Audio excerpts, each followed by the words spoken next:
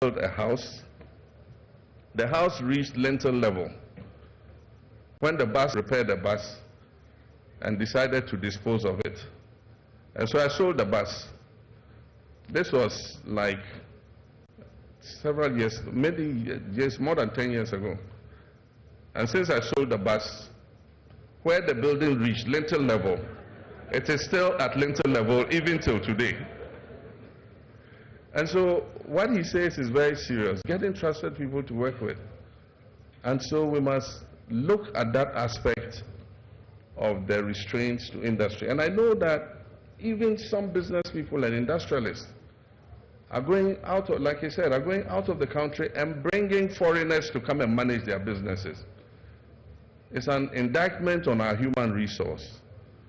And it's something that we must begin to think about and find ways of creating a core of management that is dedicated to working to build the business. Because what they forget is, as the business grows, you get better remunerated, you benefit more. But if you want to suck your pound of flesh out of the business and kill it and move on, then no industry is going to grow and survive. And so that is an issue that we need to take up so that we all can think how we can manage to create a core of Ghanaian business managers who are dedicated, who have integrity, and who will work to grow the businesses so that they survive and create more opportunities for our young people.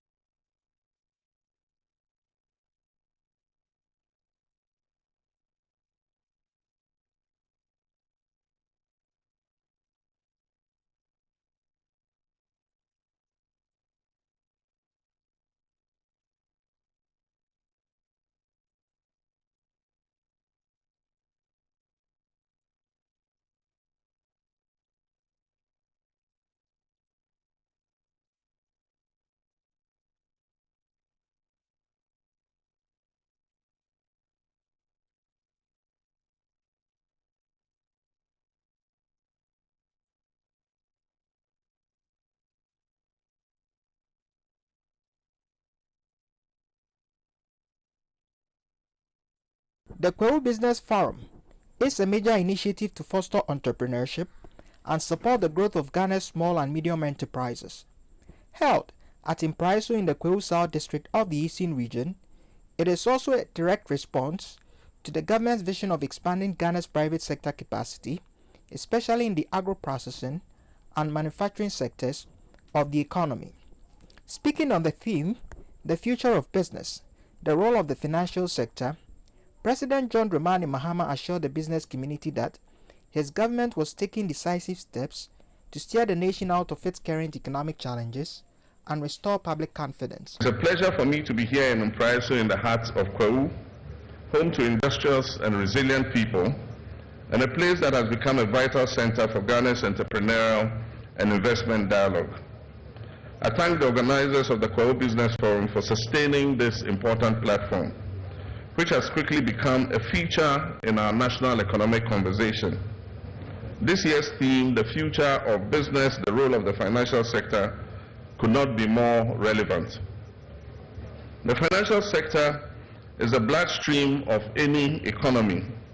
Without it, businesses cannot grow and jobs cannot be created, and innovation cannot thrive. Let me begin with the state of our economy. We are all aware of the challenges our country has faced in recent years: soaring inflation, a weakened cedi, rising debt levels, and a decline in investor confidence. These challenges have weighed heavily on businesses and households alike. But I'm confident, and I say this with sincerity, that we will turn the corner. There are early signs of macroeconomic stabilization. Inflation is gradually easing. The currency is stabilizing, and with disciplined management, we shall restore a measure of confidence in our economy. But ladies and gentlemen, recovery alone is not enough. We must now set our sights higher on transformation of the economy. We must build an economy that is resilient, inclusive, and productive. And this cannot be achieved without a financial sector that works not just for a few, but for every Ghanaian business, from the roadside vendor to the massive industrialist. As a non-partisan national development agenda, the Kwewu Business Forum brought together business owners, industrialists, investors, start-ups, and major industry players to network, share experiences, and explore ways to raise capital or leverage available products from financial institutions. Chaired by the Kwewu Apetifihini and Adontihini of Kwewu Traditional Area, Achimfor Esiedu Ajiman III, it was graced by the Majority Leader, Mahama Yariga, Minority Leader, Alexander Kwamina Apenyo-Markin, Minister of Trade, Agribusiness and Industry, Elizabeth Ofusue-Jare, Chief of Staff, Julius Samuel Kwesi-Debra, and Member of Parliament for the Abetifi constituency, Brian Echampong.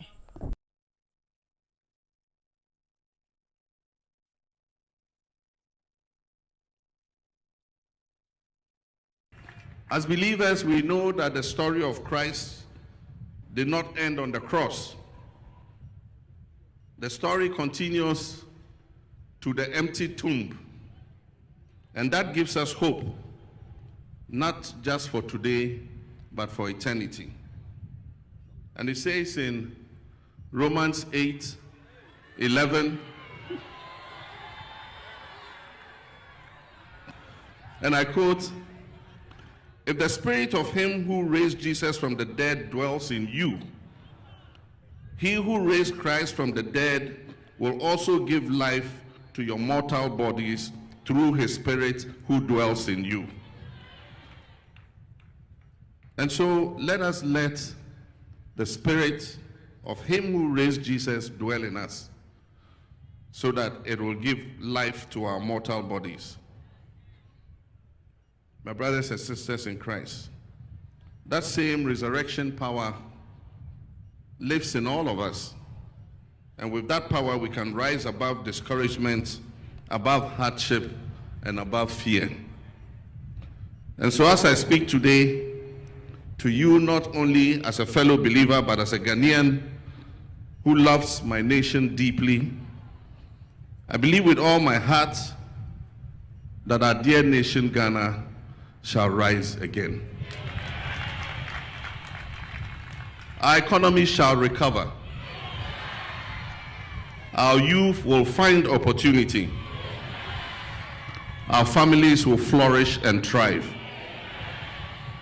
But that restoration will require that all of us, government, churches, businesses, communities, work together in unity and in truth.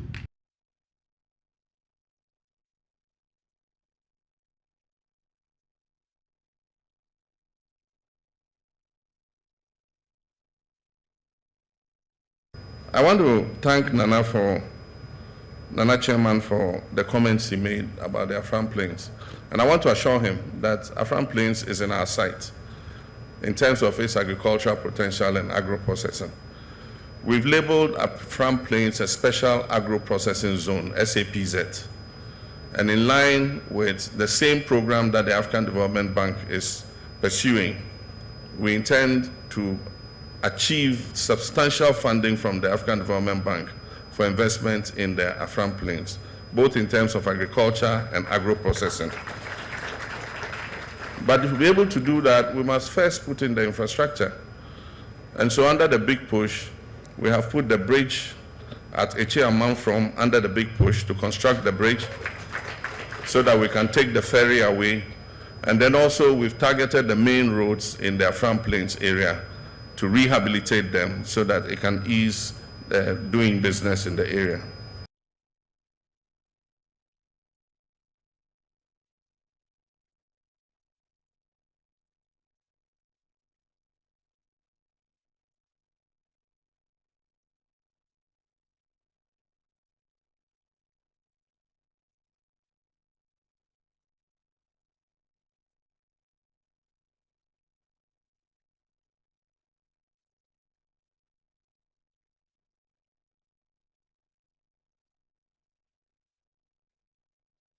The event attracted high-profile dignitaries, government officials, members of the diplomatic corps, heads of member states and partner organizations, representatives of the Alliance of Sahel States, representatives from civil society and ECOWAS Commission.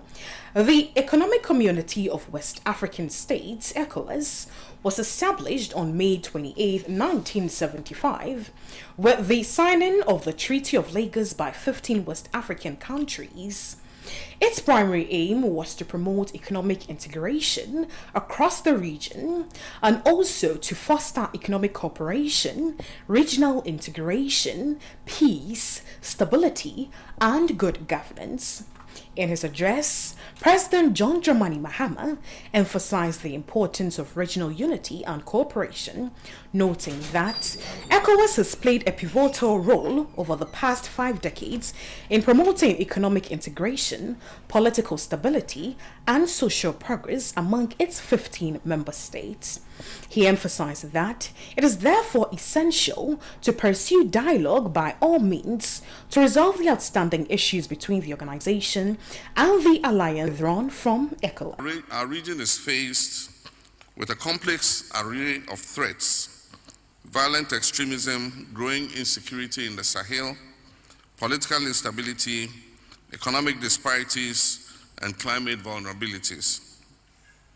In moments like these, diplomacy and solidarity must remain our strongest line of defense. The recent decision by Mali, Burkina Faso, and Niger must remain our lodestar.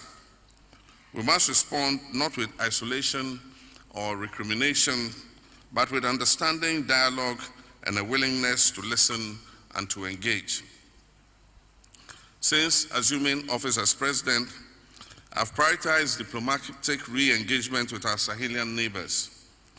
Ghana has appointed a special envoy to initiate high-level conversations with the alliance and affirm our shared aspirations. These efforts reflect our belief that we have a shared destiny as a sub-region, and that unity, however difficult, remains the best path to shared prosperity and regional stability. Meanwhile, the president of the member state of ECOWAS, as a way of giving concrete expression to the ideal of ECOWAS of the people. In marking the 50th anniversary, our objective is to celebrate, reflect, and recalibrate our community.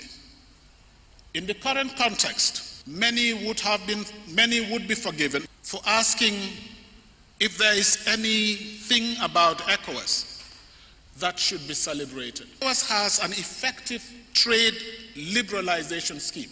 The ECOWAS trade liberalization scheme is ECOWAS's preferential trade arrangement. Since the inception of the trade liberalization scheme, more than 15,000 companies have been registered under the scheme and benefit from the preferential treatment within ECOWAS for more than 50,000 products. The celebration was marked by the unveiling of the official 50th anniversary logo and the announcement of the theme for the year-long commemoration, Stronger Together for a Brighter Future.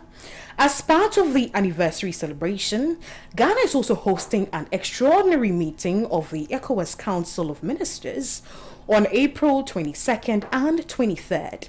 This meeting brings together ministers of foreign affairs and finance from all member states to deliberate on pressing issues including the withdrawal of Mali, Burkina Faso, and Niger, who have formed the Alliance of Sahel States.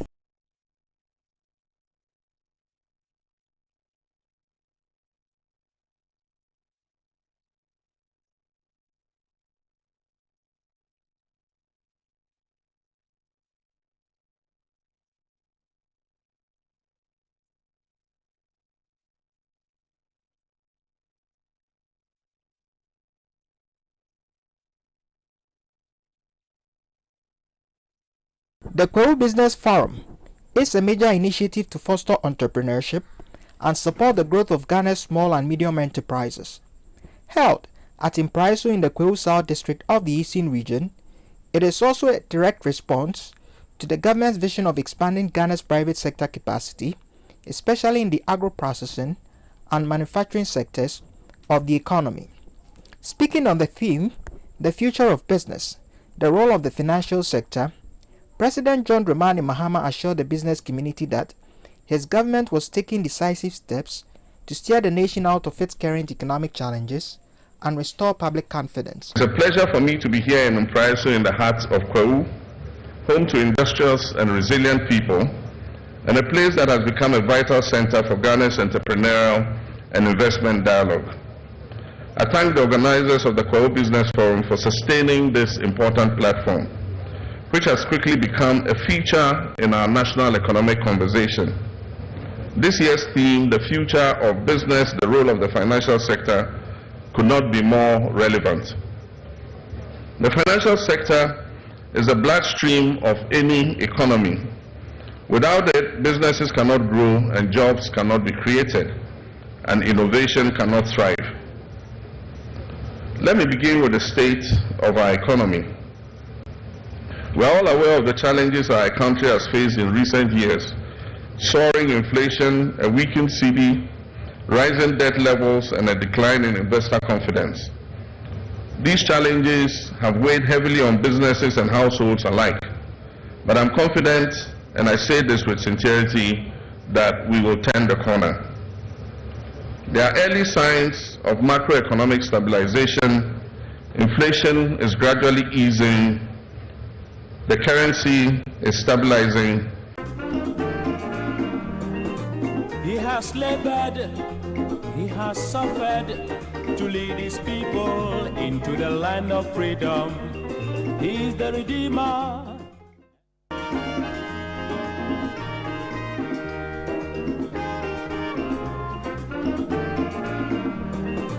He has labored, he has suffered to lead his people into the land of freedom. Good morning and thank you very much for choosing Pan-African Television. We are live from our studios here at Abelengpe, and we welcome you to today's edition of the mother of all talk shows, Alhaji&Alhaji. I am SENA, NOMBO.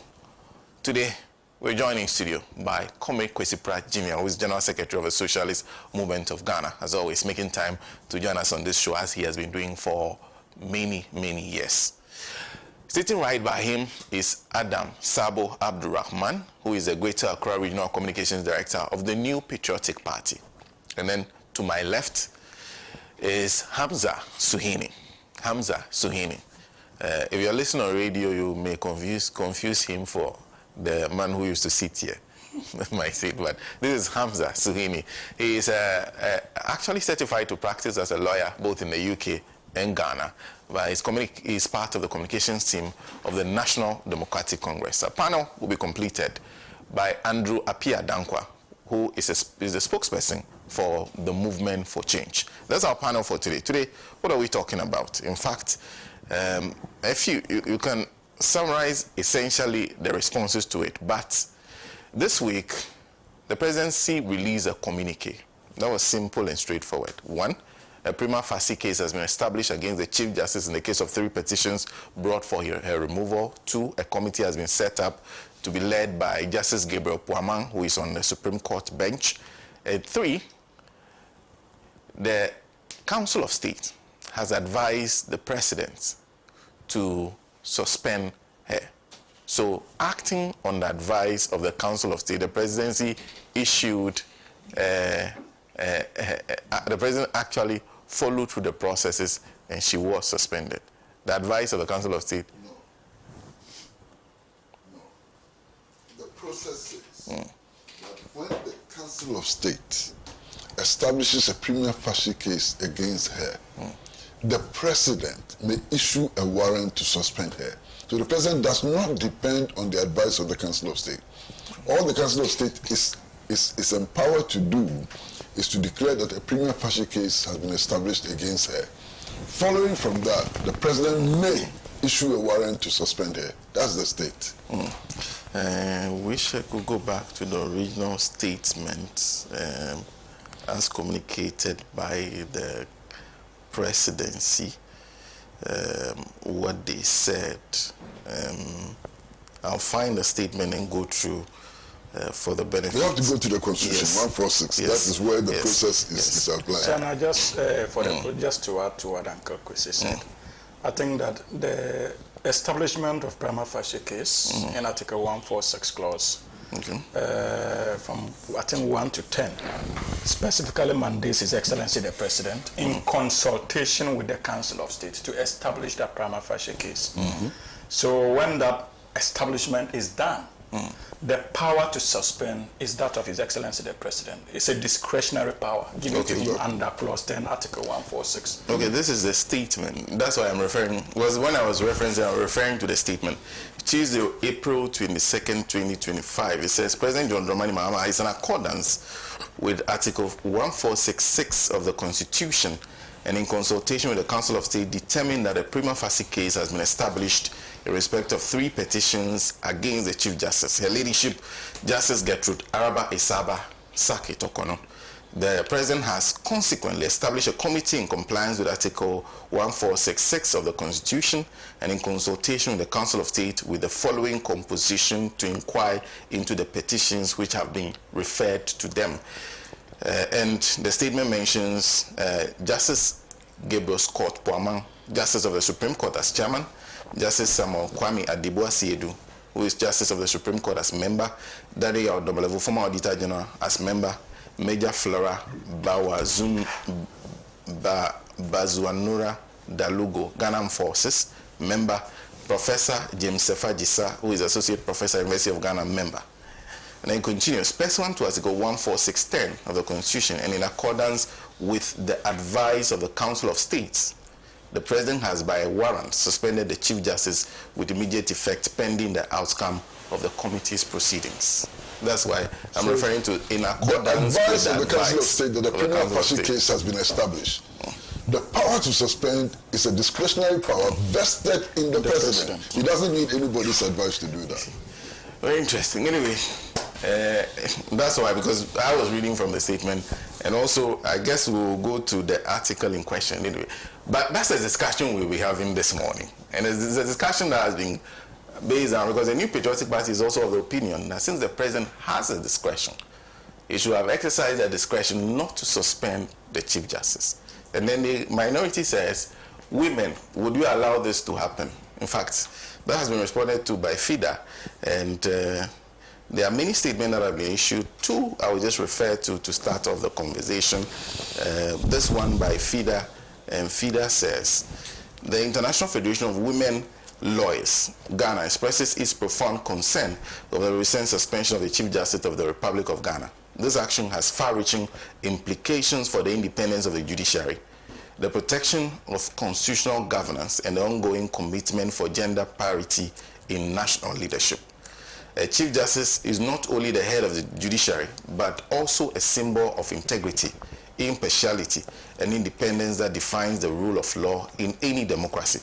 The suspension of the sitting Chief Justice, Mrs. Gertrude Araba Isaba Saki Tokono, particularly one of the few women to have held this position in Ghana's history, raises serious constitutional, institutional, and social concerns.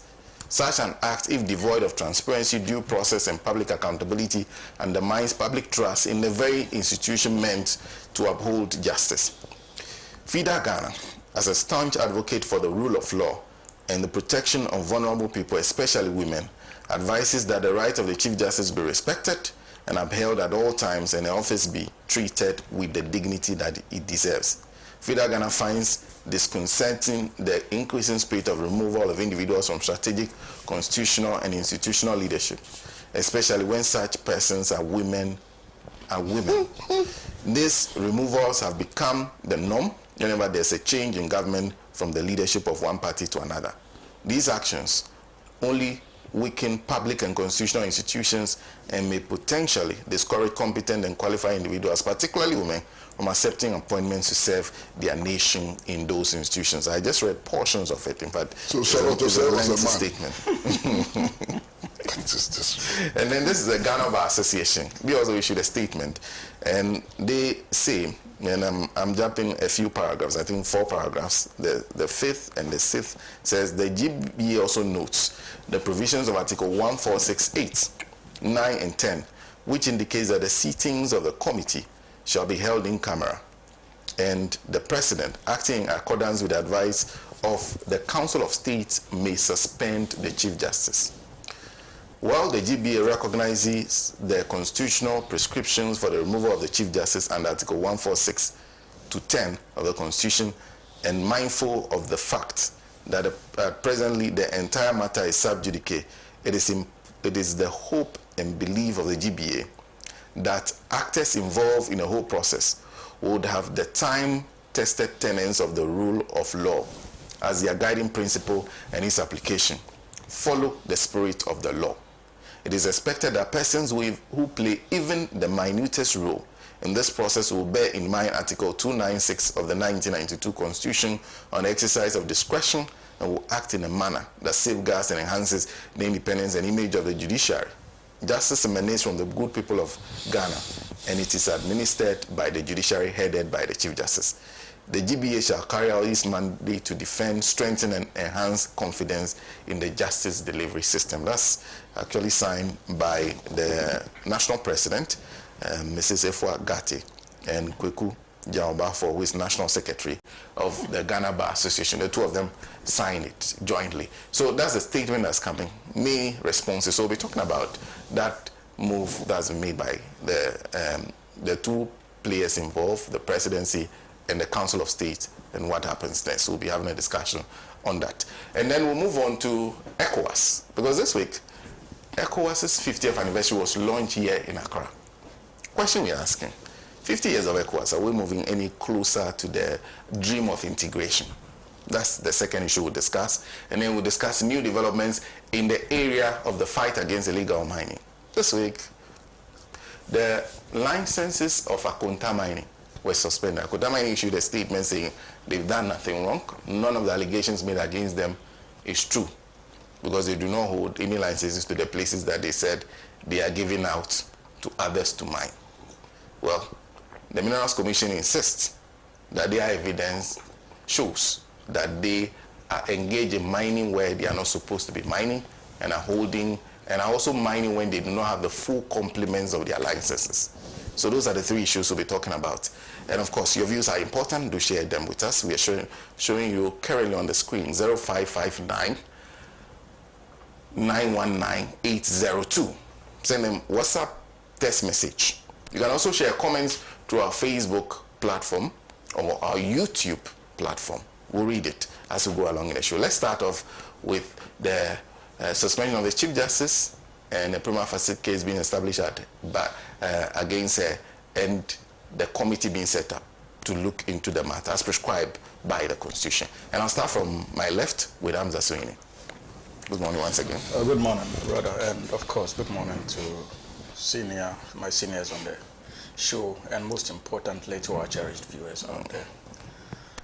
SENA, like you indicated, whatever action the president has taken in this instance is clearly backed by our constitutional provisions, hinged on Article 146 of the 1992 Constitution. And for me, I think that what the discussion should focus on should be on the propriety of the president's decisions so far in relation to the petitions that he has received over the period. But it is important for us to contextualize it.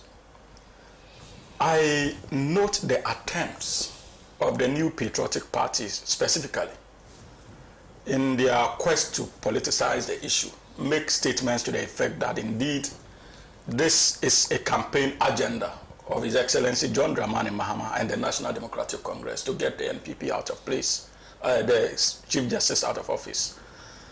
SENA, if you are a follower of the politics of His Excellency President Mahama, you would know that under the Fourth Republic, he's one of the outstanding presidents. Of course, with the exception of His Excellency, the late President Mills. President John Dramani Mahama, undoubtedly, is one of the outstanding leaders who have shown inspiring commitment to our constitutional dictates and democratic principles. You can't take that away from him. Why am I saying so? When he was first elected as president, after the unfortunate demise of our president then, His Excellency President Mills, he was sworn into office on the 7th of January 2013. Then he made appointments. One important appointment he made after assuming the reins of government in 2013 was the appointment of the Shiraj boss, Mrs. Loretta Lamte. Mrs. Loretta Lamte was appointed by His Excellency President Mahama to head Shiraj, which is also under our constitution, another important independent institution as far as our democracy is concerned. And I know you agree with me. The NPP, led by the likes of Richard Noama, in no time filed petitions against Mrs. Loretta Lamte. And those petitions were given to His Excellency John Dramani Mahama, the same man who appointed Mrs. Loretta Lamte. He proceeded in line with our constitutional dictates and set up, referred the petition to the Chief Justice then. The necessary processes were followed.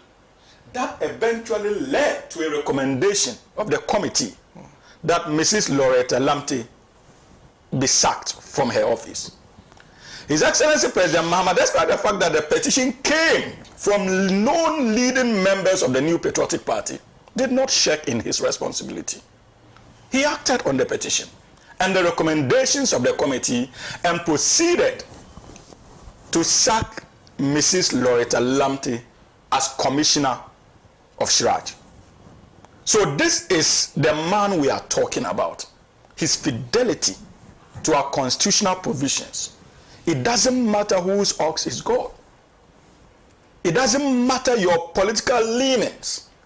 Even when it comes to the petitioners, he doesn't care whether you are NDC or NPP. If he believes that there are merits in your petition that warrants that it is taken through the processes as laid down in our constitution, he would be quick to do so.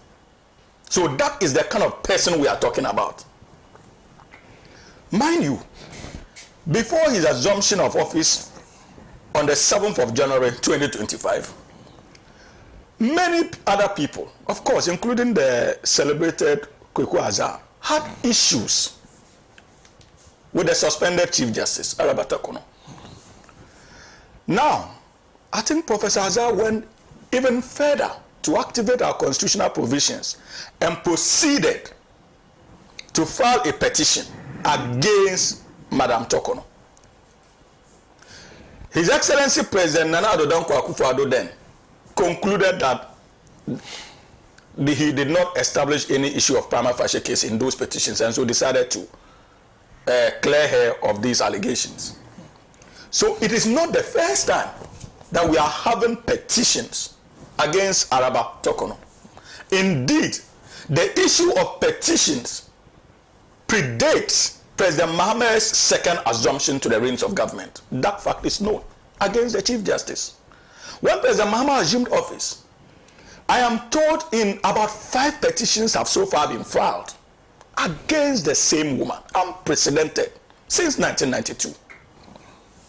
So the question we should be asking is that what was it that she was doing in that office as Chief Justice that seemed to be attracting this kind of public interest and desire to get her out? These are the legitimate questions we should be having.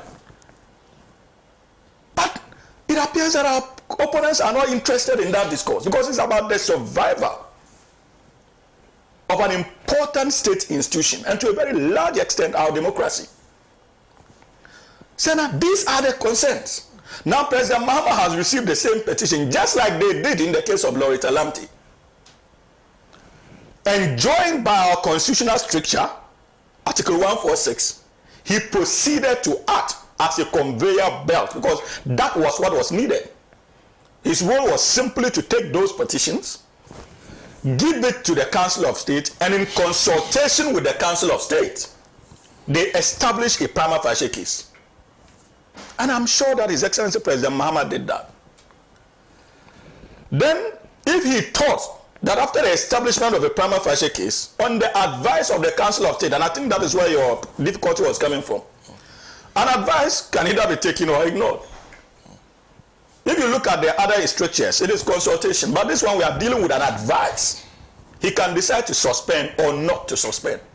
He exercised that discretionary power to suspend, so that at least the committee and Madam Tokono would have the needed time and sanity of mind to be able to defend herself before the committee.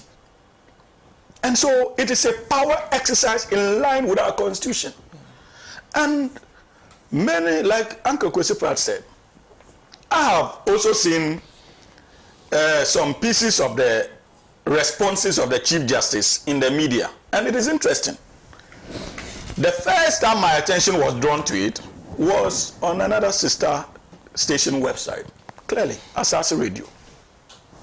And, SENA, if there is any poisonous chalice in this discussion, it is the posture of the New Patriotic Party that seems to suggest that whatever in-camera discussions that are being had in relation to this issue with the President, Chief Justice, and that of the Council of State, the MPP in some strange way seem to have access to that kind of information. You know that that information couldn't have come from the presidency. It couldn't have come from the Council of State, except one source. We all know that. Today, before the petitions were released, we all know the leanings of Asase Radio. In fact, this is an entity owned by leading members of the New Patriotic Party. Were you not surprised that after Madam Tokono was asked to step aside, in less than 24 hours, the said radio station began serializing the petitions and the responses of the Chief Justice? Wait a minute. Let's go back a little, SENA. Even before the leakage, it was the NPP that was mounting a defense as far as these petitions were concerned. An MPP member of parliament suddenly rushed to court with the former Attorney General as his legal counsel, seeking to block the processes of ensuring that the Chief Justice is taken through our constitutional structures as defined by our Constitution. And you ask yourself, what kind of strategy informs it? Clearly, these were people who thought that this is our person and there's a need for us to protect her. And if that was not the thinking, what strategy informed that decision? And I was even surprised that the Chief Justice was even eager to embolden those processes. Remember that she wrote to the President demanding copies of the petition. And even before the President could respond, the letter was out there. And it was on the basis of that Vincent Asafo and Co decided to go to court.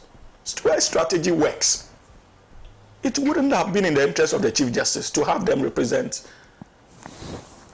her interests in that manner in the proceedings. There are so many lawyers in this country. Many of them, the MPP could have even decided to use some of them to challenge the processes. But you see, that was where the perception started getting in. That these guys clearly probably had something to do with Madam Tokono.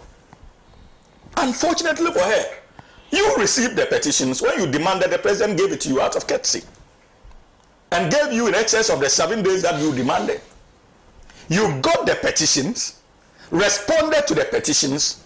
It was meant to be between you and the President and the Council of State. In less than 24 hours, an aligned radio station had access to the entire petitions and your responses. Come on. And you say that the people of this country should have confidence in her leadership? That's one. You see, that conduct also breaches Clause 8, Article 146 of the 1992 Constitution that demands that these processes be held in camera. And that in itself constitutes an important basis of actually telling the Chief Justice not to return to her post. Because that is clear misconduct. Undoubtedly falls under Article 146 Clause 1. Stated misbehavior. Because as the #1 promoter of judicial independence in this country, because you are the Chief Justice, you ought to give reverence to our constitutional provisions and respect same. So forget about the content of these petitions. That subsequent decision to leak these responses and the petition is enough grounds to have Madam Tokono out of that office. SENA, you see, because the petition is out there and the contents of it, many of them were questioning about the rationale behind the president establishing a prima facie case. I have read the petition of Daniel Ofori against the Chief Justice and her response. And even if in President Mohammed's shoes, I don't think that I would have had any difficulty establishing a prima facie case. And I'll tell you why. First of all, the gentleman raises a fundamental issue of handling of funds of the judicial service, the travel policy, and says that the travel policy indicates that if you are going to travel privately, you travel with your security official alone.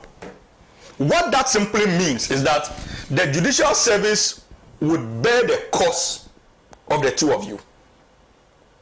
Now, it does not mean that on such a trip you cannot travel with your husband and daughter. If you elect to go on an official trip with your husband and daughter, you would have to pay for the cost of that particular trip in relation to these two people, your husband and your daughter. But the judicial service will bear the cost of you and your security official. Private travel. In your response, you do not deny the fact that you embarked on a travel.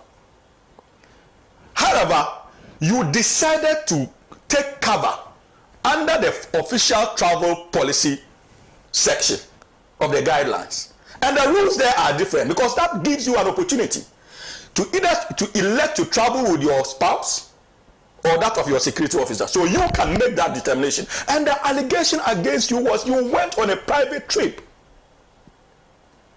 and you seek protection under the official guidelines.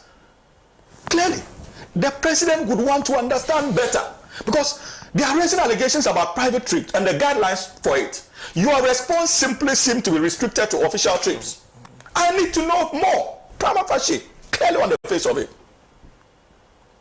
Again, there's an issue of data bank in the past having an issue to do with the same petitioner, Daniel Ofori, and you were the judge who handled that issue.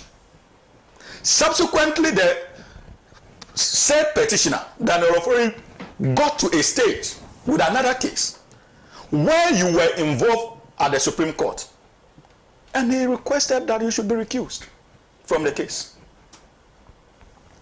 And you objected, but at the end of the day, the panel had its way, so you were recused. In your response, one could easily deduce the bitterness against Daniel Ofori. Clearly. And that is why they tell you that when you are reading documents, it's not just about the letter of what is written, even the spirit behind the words. You must pay attention to it. That disdain could be shown in your responses. It could be shown. And so, if you were later on found to be engaged in transferring that particular case in one way or the other, in a manner that raises suspicion, clearly, the president will be interested in knowing whether indeed you acted purely in the interest of justice or there were certain underhand dealings that influenced your relationship with that particular case. Another easy way to establish prima facie case. And like Uncle Kwesi Pratt indicated, look, one of the fundamental principles of the judiciary and the law profession for that matter is our ethics. You do not, as Chief Justice, no matter how you feel, after a case has been decided and the lawyers discharged, and you proceed to make damaging remarks on the reputation of a lawyer and his competence, and the lawyer responds, you have no power to immediately order the arrest of such a lawyer. But you did that, and you did not deny that in your responses. You ordered the arrest of the lawyer. Sorry. You did not deny that. Clearly. You abused your power there and then as Chief Justice. And so if you have such a user of the court and an officer of the court raising such a damning allegation against your person, the President and the Council of State should be interested in finding out indeed whether you acted in accordance with your ethics or not.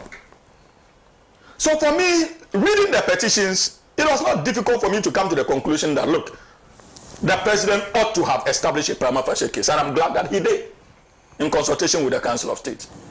As for the politicization by our friends in the NPP, they say in the words of Nanado that we knew from the one that it was bound to happen. We knew that they would politicize it. Only God knows the kind of benefits they derive from a Tokono CG position, from that position. Only God knows. But I am clear in my mind that His Excellency President Mahama acted in tandem with our Constitution, and if they feel strongly about the decision of the President in consultation with the Council of State to suspend her pending the outcome of the investigations, the law courts are there for them to take advantage of. Remember, not long ago, they used to tell us, every Ghanaian, if you raise any issues about their modus operandi and even their actions they took in government, they refer you to the law courts. The law courts are there. They are at liberty to go out there and challenge the application of the President and Council of State when it comes to Article 146. Until that is done, they must respect us and let the processes continue. Now to the statement being issued by, what did you call, FIDA or whatever? FIDA, yes. You see, did they issue a similar statement when Charlotte Osei was sacked from her office? Absolutely not. So let us not give it any attention or premium on this platform. That level of hypocrisy is the #1 threat to our democratic stability. Look, what are they talking about? Woman? So because Madam Tokono is a woman, even if she does something wrong, we should leave her because of gender issues. What logic is that? Is that what our Constitution is saying?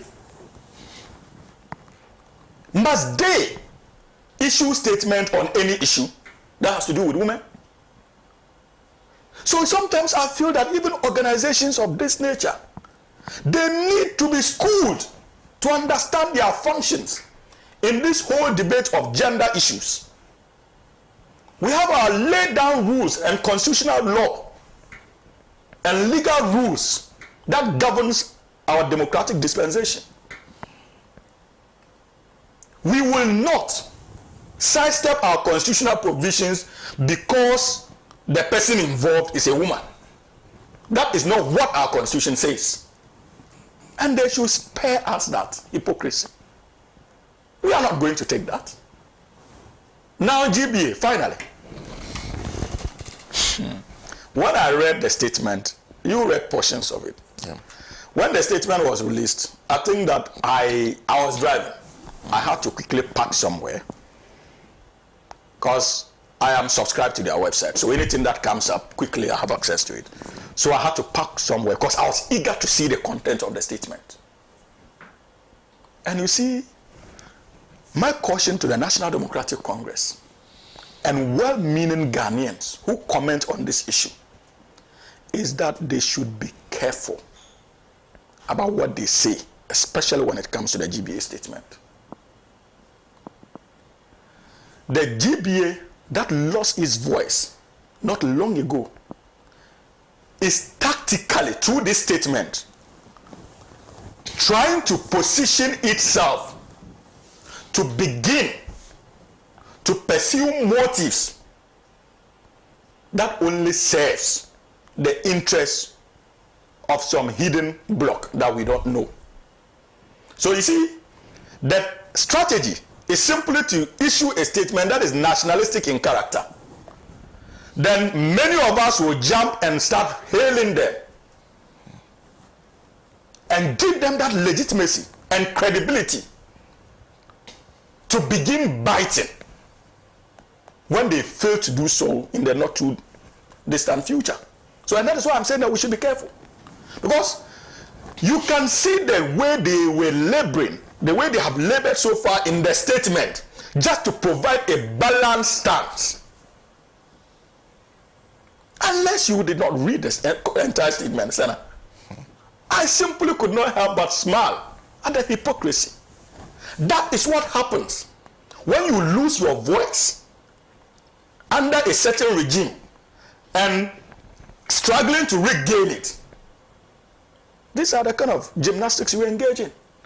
And what makes the issue of the GBA even very bad for them is the nature of the presidency. Gatti. Unfortunately, it is not her making. I have also suffered from such labeling, even in my own political party. You know, her husband is a leading member of the New Patriotic Party. And even when they were going for the elections, many of these things came up. So it is difficult for you to distance her from the politics of the MPP, no matter how you try. It is difficult. And that is the reason why many of us then thought that the decision to elect her was not right. At that critical moment.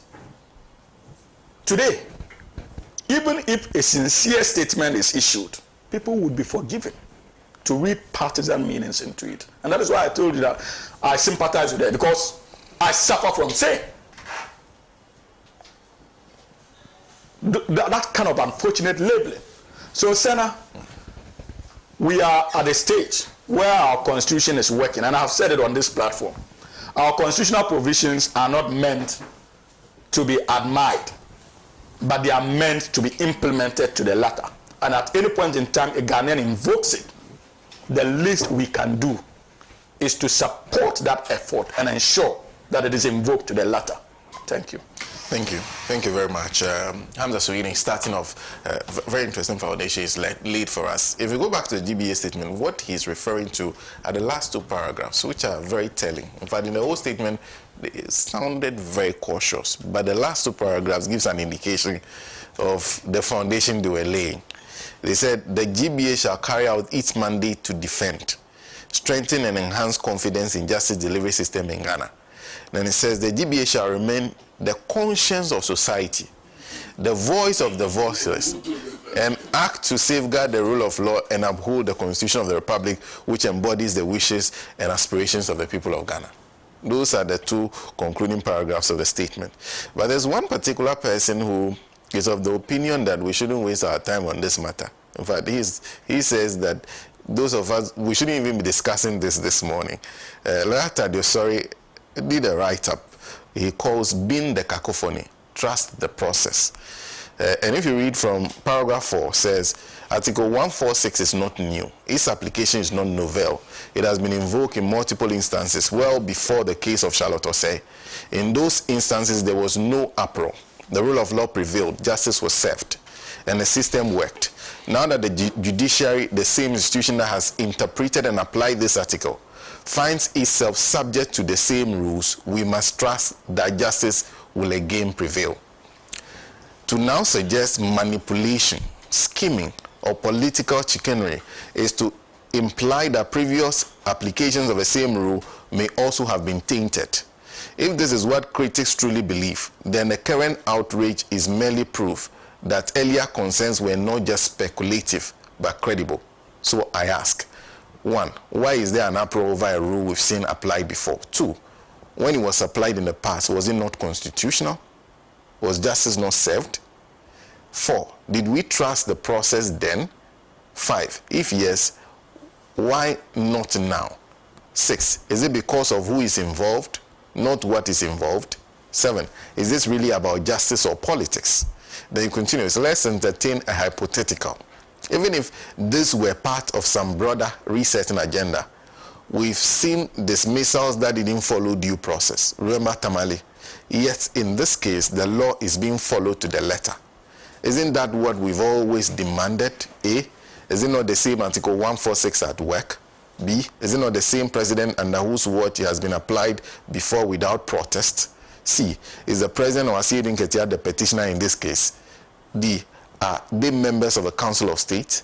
E, would they sit on the committee adjudicating the matter? Then says, fortunately, the individual at the center of this furore has long been celebrated as a reformer and custodian of judicial integrity. She has presided over initiatives that by all accounts enhanced the efficiency and credibility of the justice system. Only recently, many of those now raising alarm reminded us quite forcefully that only the judiciary delivers justice. That was their refrain. Are they now suggesting that the judiciary is only credible with the presence of one person? What has changed? To dignify these current reactions with extended airtime is to lend way to suspicions that have always existed, that the judiciary's credibility has long been compromised, never mind the clearing. Well, that's Lawyer Tadio Sori's view. We are discussing it. Anyway, Mr. Sabo. Thank you, Sena. Let me take the opportunity to say good morning to our cherished viewers, and then to my co-panelists, especially my big brother, Mr. Kwesi Pratt, and my younger brothers. In fact, Hamza, I think this is the first time me and him are sitting on a set, but I've heard of him a lot. So, after my brother, we've been on programs several times. Senator, your good self and the crew. I think this morning's program, especially this particular topic, is very sensitive for the present and the future. And it is something that we should be very, very thoughtful in discussing it. Because posterity will judge us one day. Especially for today, I see it to be something that we can manage with, even if there are lapses. But if care is not taken and we are not able to get it fine-tuned, and then the future, I don't know what will happen. And that is the more reason why most of us are spending time to talk on this particular issue. I'm not a lawyer, and I will not attempt to be one this morning. But I'm a citizen of this country, and it is in my interest that the law is there. And it is my interest that the law should be protected. And I believe same everyone watching us within the geography of Ghana and even beyond. I strongly believe that our politics of today seem not to be doing us good as we thought of, because of some kind of,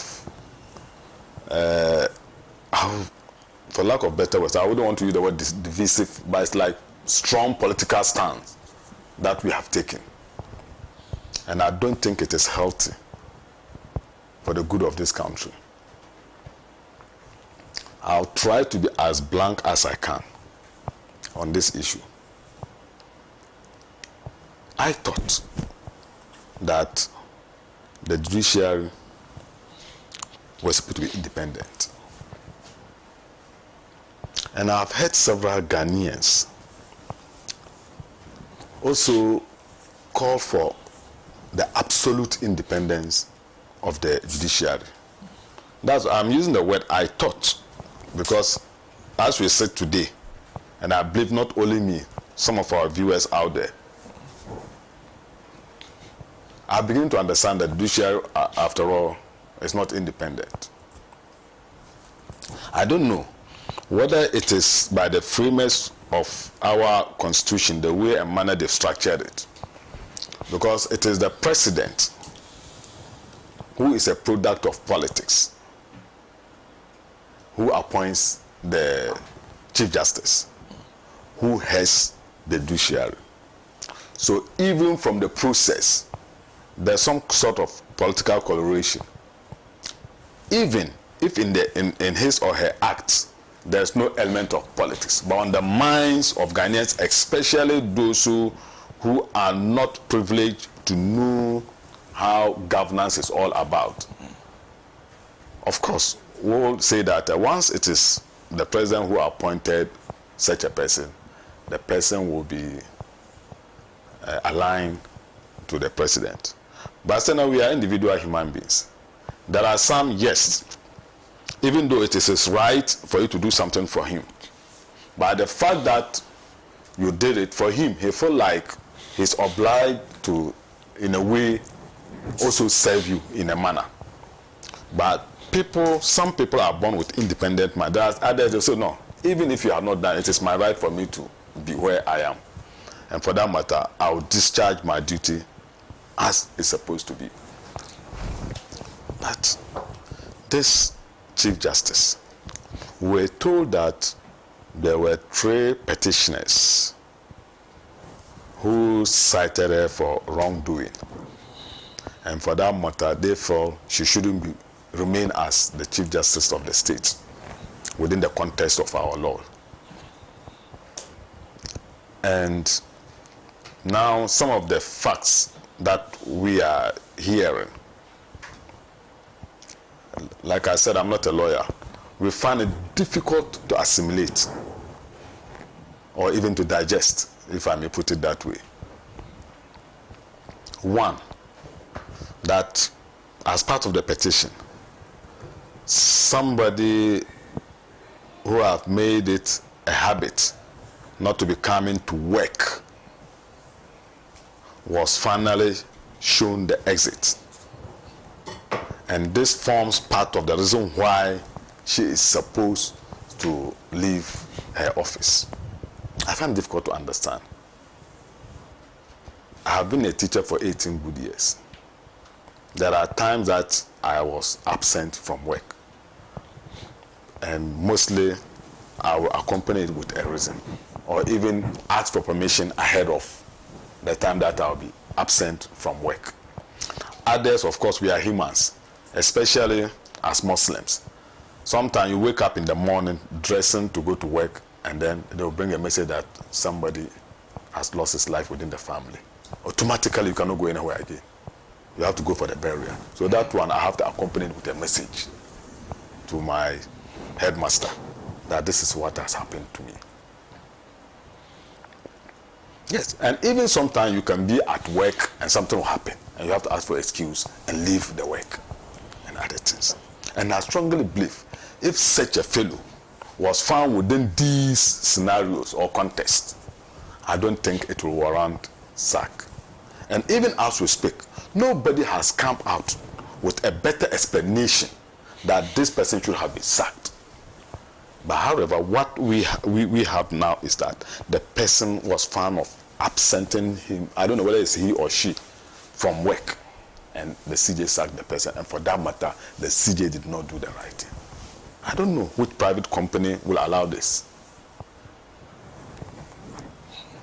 That is one. I am also told that she is politically exposed.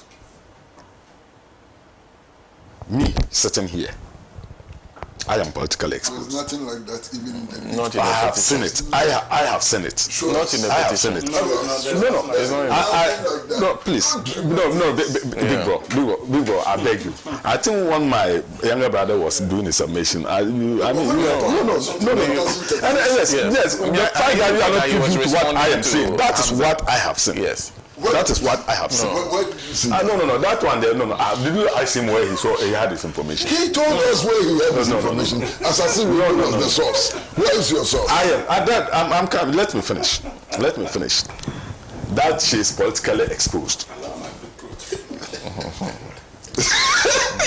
and for that reason, no. It is not. No. It's not in any of the leaked petitions. I thought you were so that's there. So why are you getting this information? So does it mean that you have the petitions? The leaked ones, we all have. No. If you are challenging what I am saying, it means that you have the petitions. The so-called leaked petitions, we all have access. Which one is a leaked petition? There's no way it's still there. No, the leaked petition means what?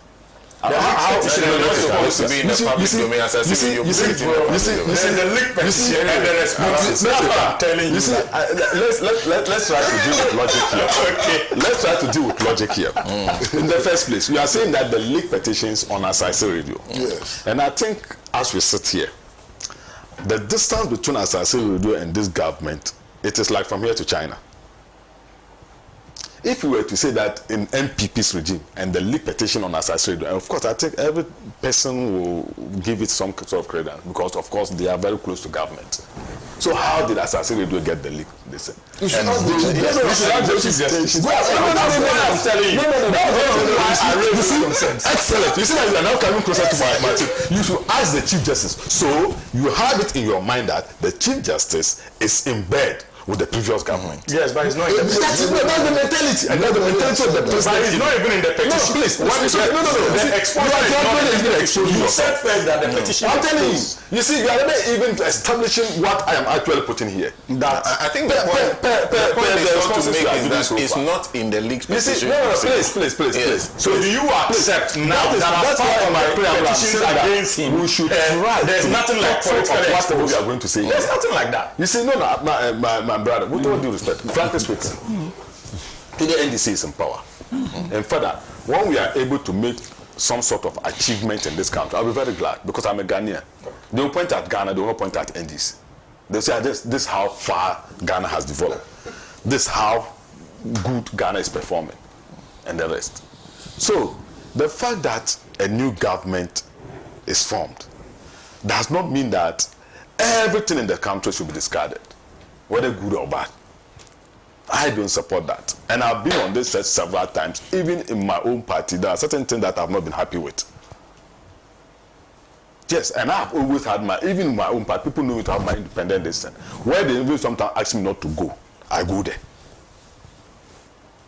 Because I feel I'm an independent person, and of course, I also have the decision to contribute my quota to the progress of my country.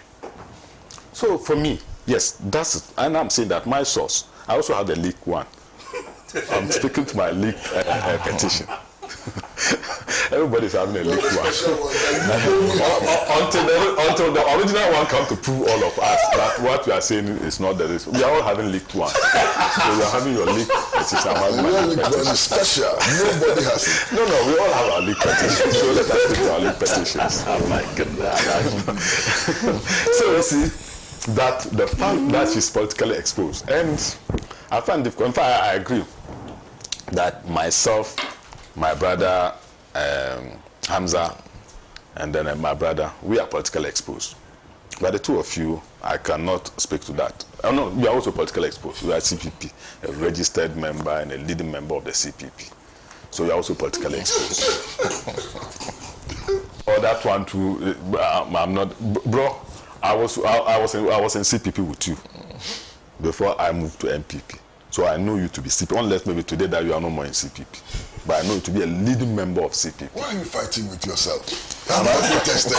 I don't know, because when I said the way I see maybe I'm wrong, I don't even know that. Well, it can be true too. Maybe you have moved on and I'm not aware. But I know you to be CPP. I know you to be CPP. This acrobat, why are you fighting? So for us, when they say that we are politically exposed, I will understand it very well. But when somebody tells me that SENA is politically exposed, I find it difficult to understand because I don't know his political background and I've never also seen him doing any politics and other things. I find it difficult. The CJ, I don't know, unless you are able to prove me here that indeed for XYZ that makes her politically exposed. Then that one we can take it from that. And it is also on record that the current president, on his campaign this thing, and even before the campaign, in fact, he has always registered his dissent against the Chief Justice. He has always said, I mean, he has said so many things that shows that he is not in sync with this current, no, of course, she is now suspended, a Chief Justice. So sometimes I think, especially one quality of a leader, I mean, don't make it easy for people to protect you. That this is what he's coming to do. This is what will happen. Oh, once it is this person, this is what is going to happen, and other things. And maybe if you also try to listen to people that much, you end up doing something that in the future you will not be happy when people come to talk about it. My brother here said, so there are certain areas I cannot challenge, even with our political distance, because that is his field. Then I cannot challenge me in teaching somewhere because he's also not a teacher. He has not been in a classroom. I'm a trained teacher. Before I became a lawyer, That's so. I'm a certified teacher, Tamale Teacher Training College. I was there as a president. Which year? I'm trying not. That's why I'm asking him which year. No, don't me laugh. That is the school I completed. Yes. So you know the school that I completed as the SRC president. Sometimes I don't understand.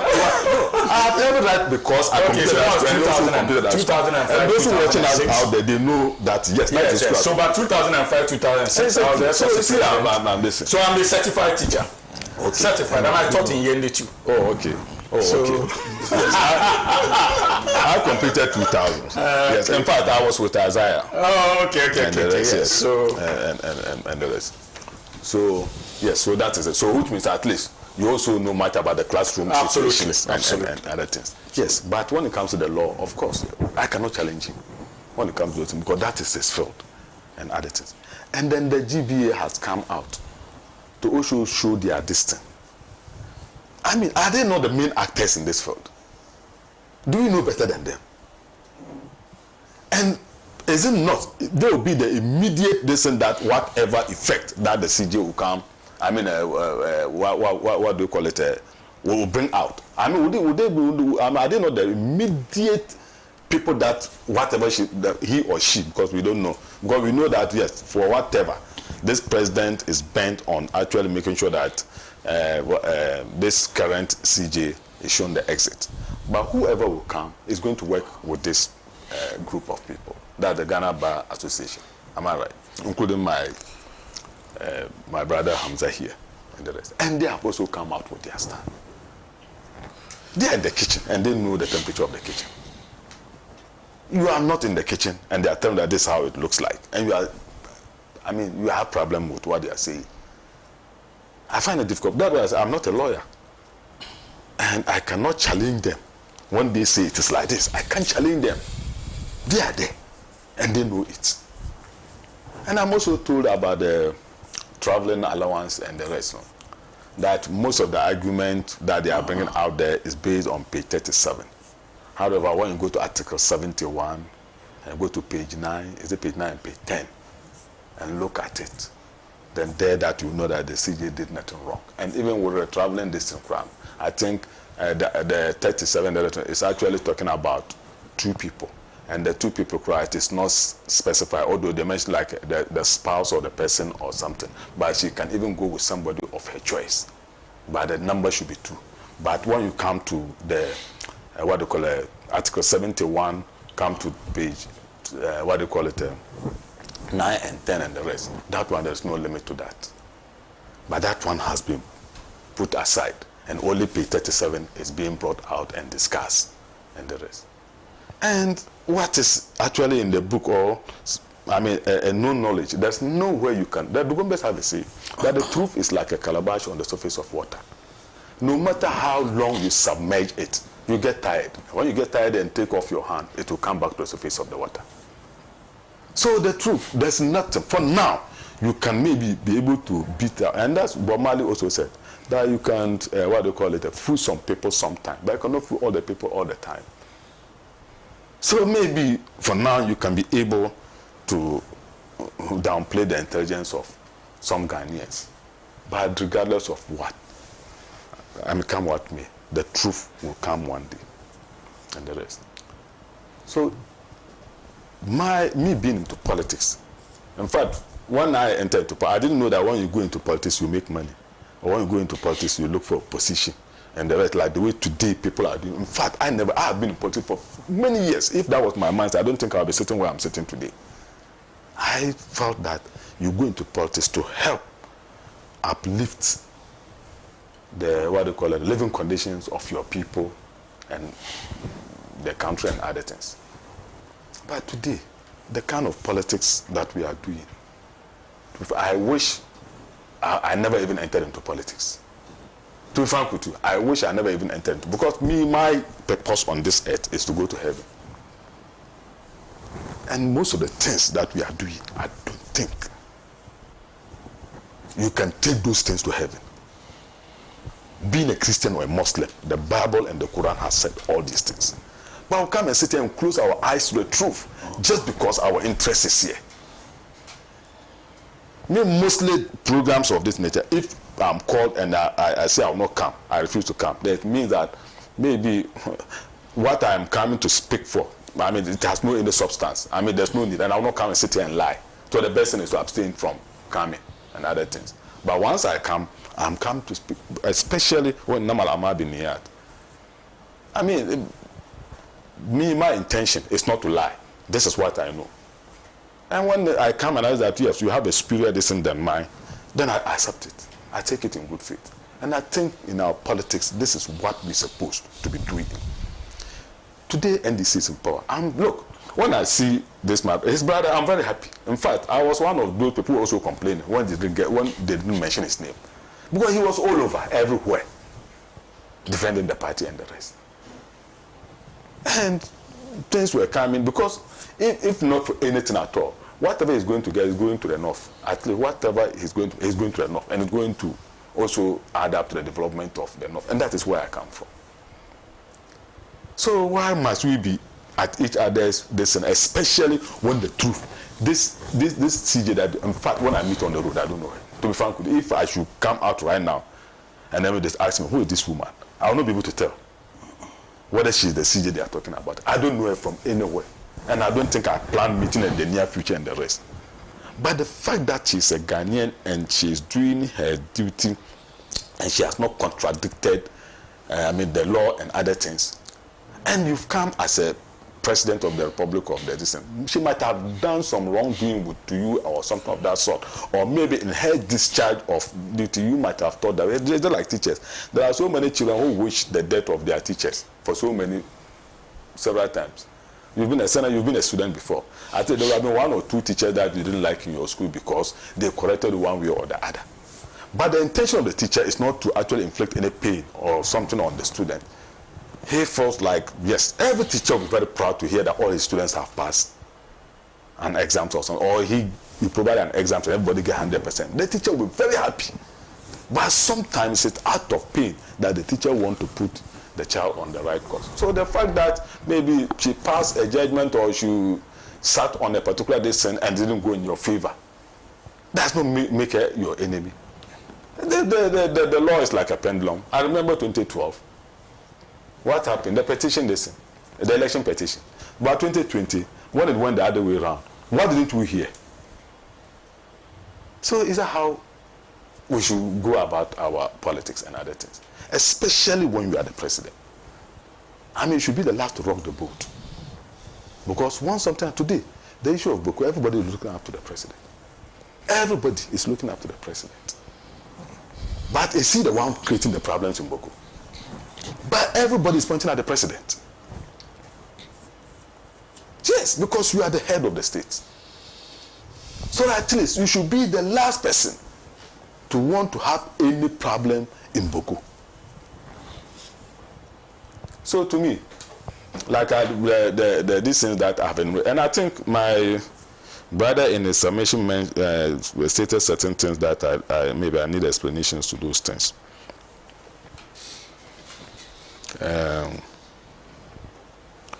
Yes. In his submission, he was talking about, I've forgotten, but I think, was it? Somebody, some group of people intervene on behalf of I've forgotten, but I just wanted to find out, like, for instance, if I'm per our constitution, if I'm wrong, correct me, that there's what we call citizen arrest. I'm not a police officer, but I've seen that somebody is doing something that may damage or even cause the lives of somebody, and I have the capacity to get the person to the nearest police station. I can do that. Is that not it? Yes. Yes. So if I'm able to do... There's a constitution, it's the criminal code, right? Yes. The procedure. Yes. Exactly. So if I'm able to do that, criminal procedure, and then maybe be able to get the person to that particular reason, my intention is not actually to inflict any pain on the person that I've taken to the police station, but my intention is to save the life of the person being attacked. I don't have any problem with the person that I've taken to the police station. If it was my wish that at the police station they should deal with him humanly, so at the end of the day everybody will be at peace.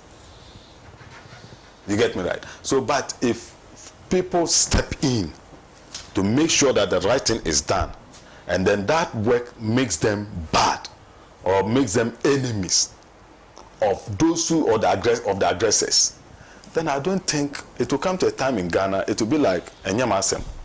Everybody will close his eyes. In fact, I'm even guilty of, in fact, for now, I don't know, we all drive. Gone are the days when I thought that maybe I'll still have some small muscles in me. Truck drivers, sometimes you see that you are on the traffic going, and the shoulders of the traffic. Then they will leave the normal traffic and then come and use the shoulders. And if you allow them, then they will go ahead of you and then make the traffic even more distant, because they will be entering from a distance and the traffic is not good. I used to block them. And I fought with so many truck drivers in Accra here several times. But this time, it's like when you are doing crime, even the very people that you are doing it for, they all look at you in a way and then drive on. So you are a kubolo. You can fight. And for us, we are gentlemen. We'll be in our lane. So it's like it makes everybody coward. Even the brave one becomes coward. And I don't think as a country we should allow certain things to go. We should always give support to the righteous person, regardless of wherever the person is coming from. Okay. You see? And the last one, before the feeder issue, they are women group. For me, yes, I think to a large extent, I don't know in the past decision whether there was something that came out that they were supposed to respond to that they did not respond to. But if indeed in the past government there were things of women issue that they were supposed to respond to that they did not respond to, then I think it's better you just refer them to those issues and tell them, why is it that when it was X, Y, Z, you didn't say anything? Today that is ABC, you are talking about it. Then I believe that time you will have a decision to talk about. But if you just condemn them for coming out on this particular issue, then I don't think you are being fair to them. Be able to refer them to things that they should have spoken about or they should have acted on that they did not do. And that is why today you don't understand why today they have come out to do this. But quite apart from that, two wrongs can never be right. Even if they fail to do the right thing, and today they have all of a sudden woken up and they are now trying to perform their rightful duties, I think the best thing is to encourage them, but to let them understand that, yes, we expected you to have started this long before, but nonetheless, it is that is better late than never.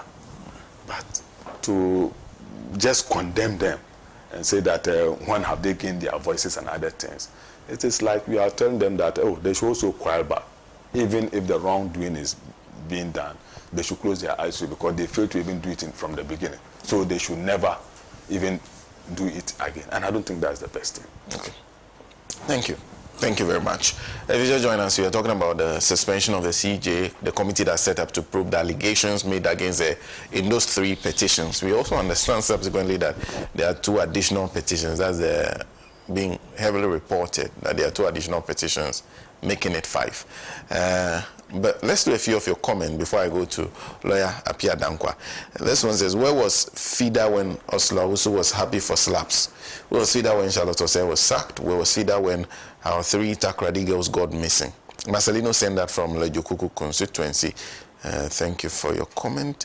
And then there was this one. We witnessed the uncivilized activities at the Ayawaso West Wogon killings during elections for power and the removal of the former EC. May I know whether the hypocrites from the unrepentant micro-minority members called on churches to intervene? On the issue of a petition to remove the Chief Justice, can the minority members of MPP tell which section of the National Constitution the President has breached? Are they not fetching water into a basket? No matter the level of mischief the unprincipled minority will play, will not stop the President from being focused. Asanko sent that from Santa Maria. This one is the MPP's now spokesperson for the suspended CJ. President John Mahama has that power to appoint new Chief Justice. Eriko Konu sent that from La Paz.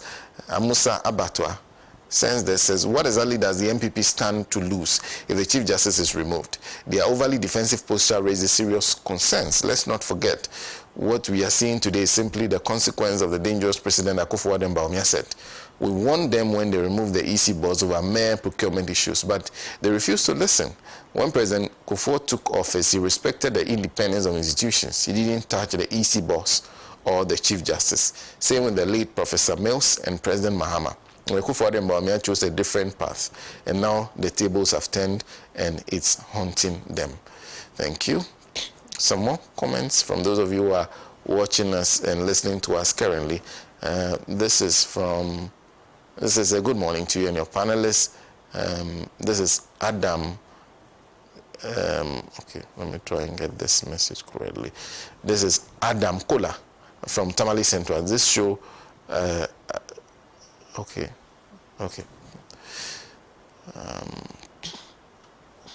Sorry, I don't get your. It's difficult for me to read your comment. Nicholas Ajose says, SENA is a micro-minority and those women lawyers saying that because a CJ is a woman, she should not be suspended even if she has done the wrong thing, or is because she is their front teeth and MPP women organizer. That's coming from you. This one says, good morning to you. Please, where were these people from 2017 to 2024? When they in Ghana? Now, only 4 months, you are panicking. Please, let us sleep in peace. Some more comment. The double standard by the opposition and all those attacking the due process of law must stop. They are not helping the suspended Chief Justice. Mr. President, stay focused on your job and mandate. Yusuf sent that from Accra. Yusuf, thank you. Koblavi of Pokwasi Benga is also joining us. Shanti Regional MPP Chairman and Chibusi Akweke Chairman must be arrested by national security for destroying most of the forest in Ashanti region through Galamsey activities. He also used his so-called Akonta mining company to deceive the public. That's a registered company that has the authority to do Galamsey everywhere in any forest. There's David Sena who sent this from Qatar. Sena, I want to know whether Ghana's constitution differentiates how to handle cases between males and females, especially in our courts. Again, does the constitution suggest different punishment given to males and females? If the MPP family and friends do not want CJ to be disciplined by sacking her just because she is a woman, then all females in our prisons should be set free. And going forward, no female should be disciplined nor sentenced by our courts again, because the CJ is not a super copper person above us. David Sena, thank you very much for that comment. Togbe Kupe Damsa II, aka Babylon chapter 2 in Ho, says, Ghanaian custom, when dead person is sent to a church for final service, that dead body never comes back home, straight to the cemetery. Chief Justice Gertrude Okonu shall not resume her seat from suspension. With prima facie established, she is dismissed in advance. That's Togbe's comment. Togbe, thank you for your comment. And then last one from Tola in Tamale, who says, the lady by name Efuagati, who said women would you allow this to happen? No, she did not say that. That's from the minority, not from her. So on that basis, perhaps if you're building your whole commentary based on that, I will avoid that. Lawyer. Yeah, so as I let me wish you a good morning. Wish my esteemed co-panelist here, comrade, I have a right to, no right, it's a privilege to call him comrade. I make myself, I can call myself a comrade. My big brother here, a good morning, and my learned friend, a good morning. Hopefully we can all have this discussion in service of our country. I think my biggest issue with the CJ matter is not about the CJ herself or anything. I think my biggest issue has to be the clear lack of principle being exhibited in the discussion so far. But if you ask me, I dare say that the person on trial is principle, not even the CJ herself. Principle is on trial here. And I'm saying principle is on trial here because contrary to what I'm hearing, this is not the first time this has happened. See, the fact that the CJ doesn't make it the first time. Because if you break it down, the principles being applied here were the same principles that were applied when Chatotose was being removed. So I find it very worrying, very disturbing that people can easily shift positions on this issue, or people who kept quiet suddenly have found their voices in this issue. For me, I think that's the worry. I've also heard so much, should I say misinformation or misunderstanding? You see, we need to understand that an attempt to remove the Chief Justice does not mean or does not infringe or does not take anything away from the independence of the judiciary. And I think in this discussion, the starting point has to be the Constitution itself. You see, when you read the 1992 Constitution, the Constitution has certain principles that underpins it. One of the fundamental principles that underpins the 1992 Constitution is the principle of probity and accountability. Yes, we need to understand that. And you see a reflection, a commitment to those principles in the various sections, the various articles of the Constitution. Somebody, you agree with me that I've said it here so many times, that if there's one thing history has taught us, is that to sustain democracy, to sustain constitutional democracy, then you need to deliberately build a political culture that one would tolerate diverse views, but also hold political leadership accountable.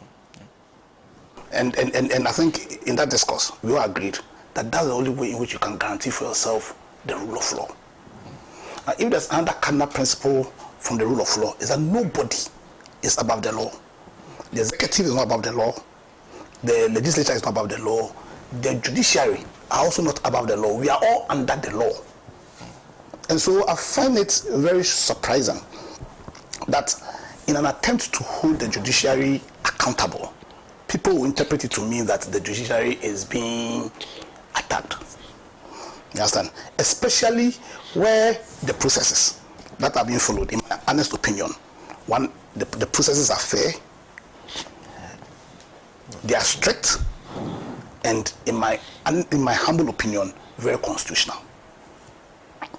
Now, when you read our Constitution, Article 69, Article 97, and Article 146 are articles that provide, both by substance and by procedure, how the various heads of the various arms of government are to be removed. 69 deals with the executive, 97 deals with the parliamentarians, and 146 deals with the judiciary. In the spirit of separation of powers, I think each arm serving as a check on the other. You realize that in the processes that removes the executive is parliament that leads that effort. When you go to 97, is the judiciary that leads how the MPs are removed. Then when you go to 146, the own words of His Excellency Nana Akufo-Addo, the president serves as a mere conveyor belt. In that process, he has no discretion. The only discretion is where he makes a decision. Should I suspend or should I not suspend? And even that, with that, what's called a discretion, it only arises where the Council of State advise that indeed what's called a prima facie case has been made, and so the president would ought to constitute what's called a body to look into it, and then the president would then have to make that decision. Must I suspend or must I maintain? That is the procedure.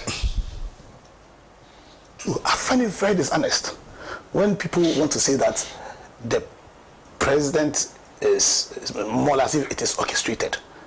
So does it mean that was they know better, the MP people, that when the EC was being removed, they orchestrated it? Is that what they are telling us? Because we have a situation where there have been 5 petitions. 1, 2, 3, 4, 5. Not 1, not 2. Well, if it was 1, they would say that. But 1, 2, 3, 4, 5. 5 petitions. And per the Constitution, it says that where there's a petition for the removal of any justice of the Supreme Court, including the CJ itself, the president is not a may. We can read Article 146. It's not a matter of the president may forward it. So the president shall forward it. In the case of other Supreme Court judges to the CJ. But also know that we are governed by the principle of natural justice. You cannot be a judge in your own cause. So where it involves the CJ itself, per the terms of the judgment, in the case in the J. Chum case, I think it's been mentioned, as it's been mentioned a lot. It's clear that where is the CJ, and the president shall forward it to the Council of State, and upon their advice, a determination will be made whether or not the prima facie case has been made or not. So why all this noise? As in, and here again, aside with the position of Honorable Hussein, because I heard him say that he's a bit disappointed with how the MPP are handling it, because they've made this issue a partisan one, sadly. Yeah, they've made this issue a partisan one, to whose detriment? To all of our detriment. Because His Excellency Nanado, in the petition for the removal of the EC, said that he's just a conveyor belt, and it's true, because once the petition is made and forwarded to you, the president, you do not have a discretion. The president cannot say, listen, I've received a petition and I will just discard it, like I think His Excellency Nanado did when the petition in 2024 came against Tokon, where he said that in his view it was frivolous. I don't know whether he forwarded it to the Council of State and they gave it advice. He did. He considered fair deal. But in light of our cardinal pursuit of guaranteeing for ourselves the rule of law, which means that there's a responsibility, there's a duty, indeed there's an obligation on all of us to create that political culture that will hold leadership accountable. It is necessary that this process is followed fairly, is followed strictly, and is as constitutional and is strictly constitutional. Now, when you talk about whether or not it's constitutional or not, I think the basis will be two. Is it constitutional in terms of the substance? Is it constitutional in terms of the process? And so now I'm struggling to find any infringement on the part of the president, both in terms of the substance of the Constitution and also in terms of the process laid down by Article 146. I think it's clear. And so there again, I'm struggling to find or to understand why all this noise. But I'm not surprised at the noise, because for 32 years we've been sold a very terrible soap opera by political actors. And this soap opera they've fooled us on has made them so unprincipled. Because like I said again, the people who are up in arms, crying and fighting over a process which for all intents and purposes is very constitutional. Because have you heard anybody or the MPP people who are opposing this, have you heard them mention one law? Now, if you know, probably from where I'm sitting, I've not heard anybody mention any law. Probably, if maybe I'm not hearing right. Say the president has acted in contravention of article so. Have you heard anything of that nature? Or that there is this law that the president has? No. If there's something, please tell me. But probably I'm not listening right. Because for a party that tells themselves to have the best legal brains, by now that article will just be flying around. I've heard so much commentary, and I'm yet to hear that the manner in which the president has acted is in contravention to article so. I haven't heard anything. If anybody can help me, I don't know. Because my brother Zabu, it was a nice argument. Somebody didn't tell me, didn't press me to, the president has acted in this manner which contravenes article so.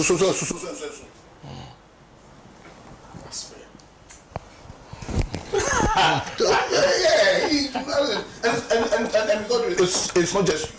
I've listened to the MP. I'm struggling because we all learn, and you never stop learning. So probably from what I'm saying, I'm not seeing something. Right? To the extent it's going to the Supreme Court, I was like, okay, there is a chance for me to study. So what am I not reading right? And see, there's something that I also don't understand about this country. I think we are creating a very dangerous situation, making everybody is important. You understand? But sometimes we make lawyers, because listen, the Constitution, the law, they are black and white too. For all intents and purposes, we can read and understand. And when you talk about purposive approach and all those things, what does it say? So when a document comes, read it in whole. Apply normal understanding. If the understanding will lead you to an ambiguity or an absurdity, that's the only grounds on which you can depart. Yeah, that's what the law says. The Interpretation Act says that when you want to interpret a document, read the whole document. And after you've read the whole document, you apply simple English to interpret it. And then the only ground on which you can depart is where what's called the understanding you gain is either ambiguous or absurd. If it's not ambiguous, if it's not absurd, you cannot depart. So why do you want to create a situation if it's only we as lawyers who can read something and understand? I don't know where that is coming from. Yeah, I think that 146 is so clear. In my view, there's no ambiguity. In fact, the only chance of there being ambiguity has also been settled by case law. Yes. Yeah, the only chance of there being any sort of confusion has been settled by case law. So there again, if your focus is to fight for Ghana, see, if your focus is to fight to preserve the tenets, the purpose of this our constitution, then how can you justify all this noise to extent you want to even demonstrate? To extent you want to even demonstrate. Is that you're against accountability?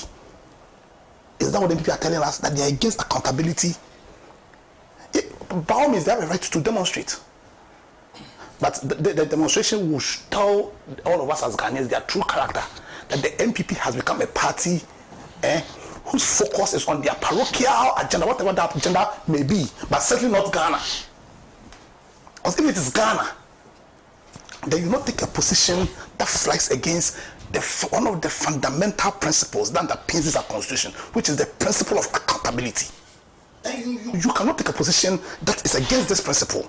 You cannot take a position that is unprincipled. Because the question then is, it's not just about the GBA and all this. I think to be fair, you see, when you want to question the GBA, you can question them in terms of the forcefulness of it. Because in 2018, I recall they issued a statement. The only difference is that this statement seems to be very, very forceful. You understand? And if you're talking about fairness, then the forcefulness must be equal. If your commitment really is to be the avant-garde of this constitutional democracy, then at least the spirit must be equal. At least they issued a statement. But it's the members of the New Patriotic Party telling us that when steps were taken to remove Charlotte Osei, and Charlotte was also removed under Article 146. Easy to be clear, she was not removed under. She was also removed under Article 146. That one, they didn't see anything wrong with it. They didn't see anything wrong with it because she's also an independent body. A very critical one at that. They didn't see anything wrong with it. See, I always consider an immense privilege to sit by Comrade Kwesi Pratie. I've said so many times, I'm going to reiterate it. I see, you may disagree with him, but listen, he was relevant in the 90s. Well, that's when I started, as I became conscious about politics. I can't talk about the 80s, but really I was running around. But in the 90s, relevant, 2000s, relevant, 2010s, relevant, still relevant, even more relevant. Why? Because of principle.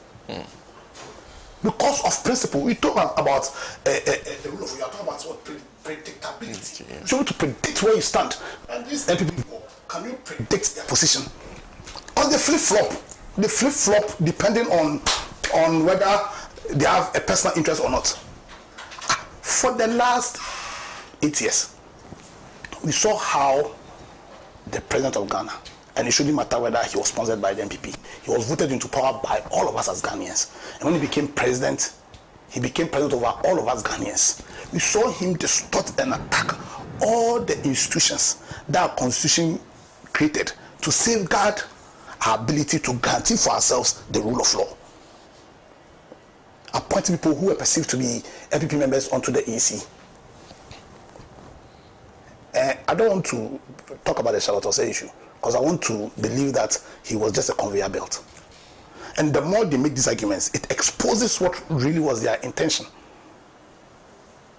Yeah, the president said he was a conveyor belt. Are they saying that right now he's being orchestrated because he orchestrated it? Is that what they are saying? Because he said he was a conveyor belt. And so that he is a conveyor belt per the constitution. Is it the case that in the Charlotte case they orchestrated things behind our back and just played it like they usually play their soap operas? And so they think that that is also being done now. See, we need to be serious. We are building a country.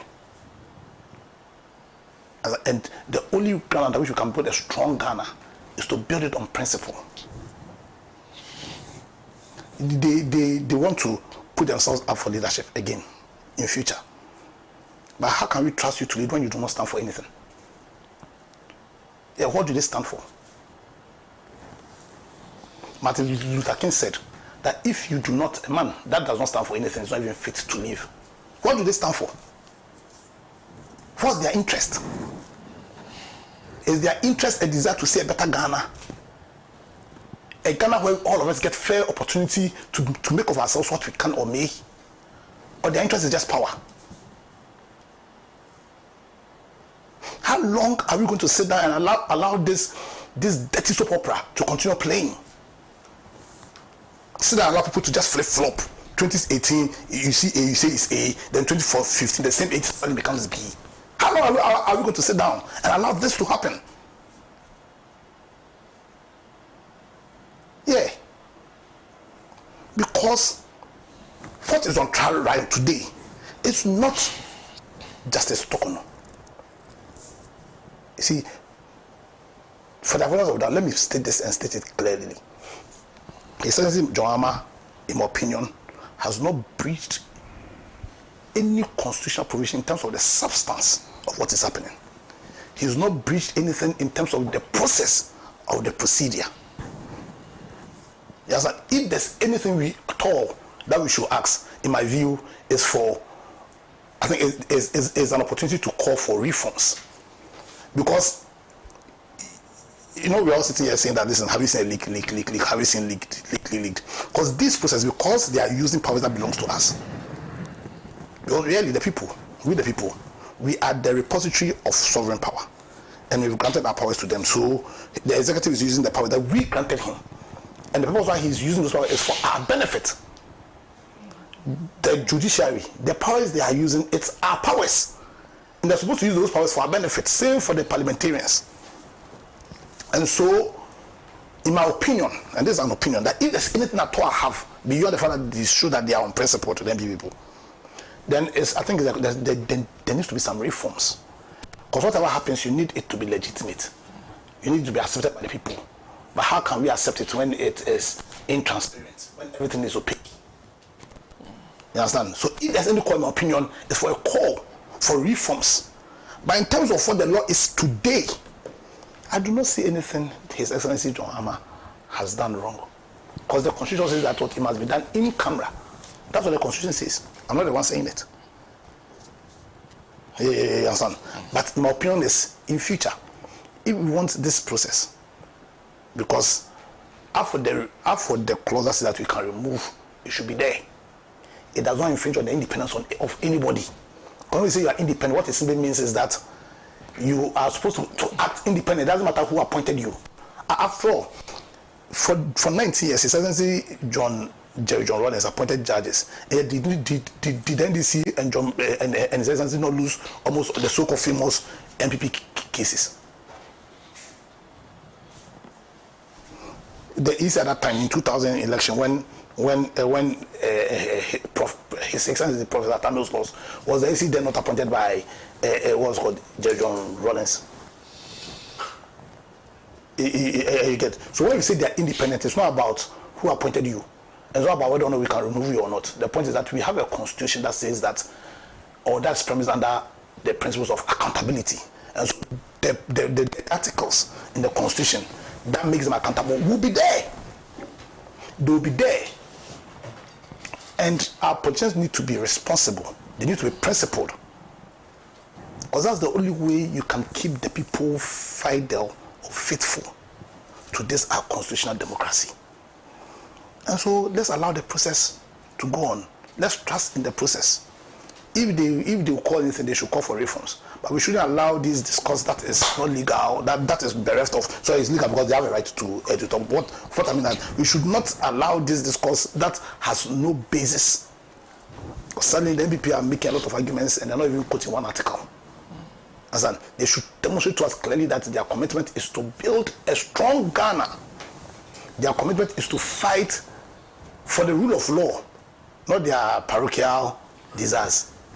That's the only way in which we can forge a one strong Ghana that will be beneficial to all of us. So to end, I encourage the president. As in, I don't want to go into the merits or demerits of the petition. The constitution is clear that CJ shall not be removed unless there's a stated misconduct, unless there's incompetence, unless I don't need to go there. It's not my duty to go there. You understand? I trust in the 5-member committee he's appointed, that they can do justice to that. The suspension, it is his right to exercise that discretion. The only question there is whether or not he followed the principles in Article 296. You understand? I asked him to continue to do what he's doing, allow the process to work. As the right thinking members of this country will support him. And when they decide to go on demonstration, MPP, Ghanaians should see them for what they truly are. That these have become a bunch of people who do not care about our country, who are only motivated by their parochial interest. You understand? And we should not forget this when the time comes for us to make a decision again come 2028. We need to build this country. We need people who are patriotic. We need people who love this country. We need people who are ready to put the interest of this country ahead of their personal interests. Thank you very much. Thank you. Thank you very much. And of course, if you're just joining us, this is the Mother of All Talk Shows, Alhaji&Alhaji. And of course, this morning we're discussing the matter that has been discussed throughout this week since that statement was issued by the Jubilee House. And let's, as always, Mr. Kwesi Pratt, to conclude that this discussion for us. Mr. Pratt? Well, sometime before President John Dramani Mahama was sworn in as the president of Ghana, at least one citizen felt that the Chief Justice was in breach of her oath of office and the legal conditions under which she could continue to be in office. This is before President John Dramani Mahama came into office. Now, this citizen took advantage of the provisions of the Constitution and made his case as the law requires, and sent a petition to the president, who was then Nana Addo Dankwa Akufo-Addo, calling for the dismissal of the Chief Justice.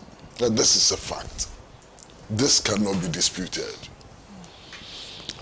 Nana Akufo-Addo decided, with or without, because we are not sure, the advice of the Council of State, that petition did not have merit and therefore dismissed it. It's important to take note of this. Now, as it turns out, we are told, and yesterday I saw a piece which was put out by the petitioner in that case, that before Nana Akufo-Addo took his final decision to retain the Chief Justice, he asked the Chief Justice to respond to the petition. And that was on the basis of the Chief Justice's response to the petition that he came to the conclusion that no prima facie case has been established and therefore the matter should be dismissed. Now, what is interesting is that the statement which was issued in the name of the then president did not tell us that the president took account of the response of the Chief Justice. It didn't tell us that. Now, for me, that is very significant, because what we are told is that on the face value of the petition, the president came to the conclusion that it had no merit. Okay. Now, if the president sought the response of the Chief Justice and weighed the response of the Chief Justice as against what was contained in the petition, then the president sat over a trial. You understand? And the Constitution does not allow him to do that. Okay? Now, we have been bombarded with claims about the rules of natural justice, that the accused must be heard and so on. I've heard so much of that. The petitioner in this case is saying that the rules of natural justice were violated, and that the Chief Justice, having responded, he should have been given the opportunity to contest the claims of the Chief Justice. And once he was not given the opportunity to contest the claims of the Chief Justice, then the rules of natural justice were not upheld in that matter. But let's put that aside. Now, it is obvious that petitions for the removal of Chief Justice have continued from the time of Nana Addo Dankwa Akufo-Addo as president up to today. Because since President John Dramani Mahama took office,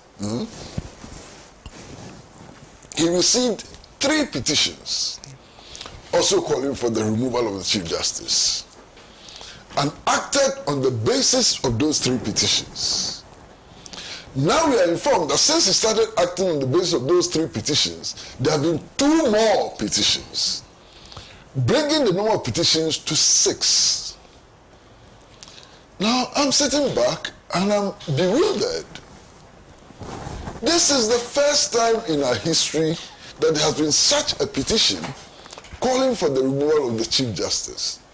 And it is not 1, it is not 2, it is not 3, 6 petitions. So naturally I ask myself, what has happened? What is so special about this Chief Justice that at least 6 citizens feel compelled to take advantage of the provisions of the Constitution in order to get her out? It's extraordinary. Something is happening. It's extraordinary.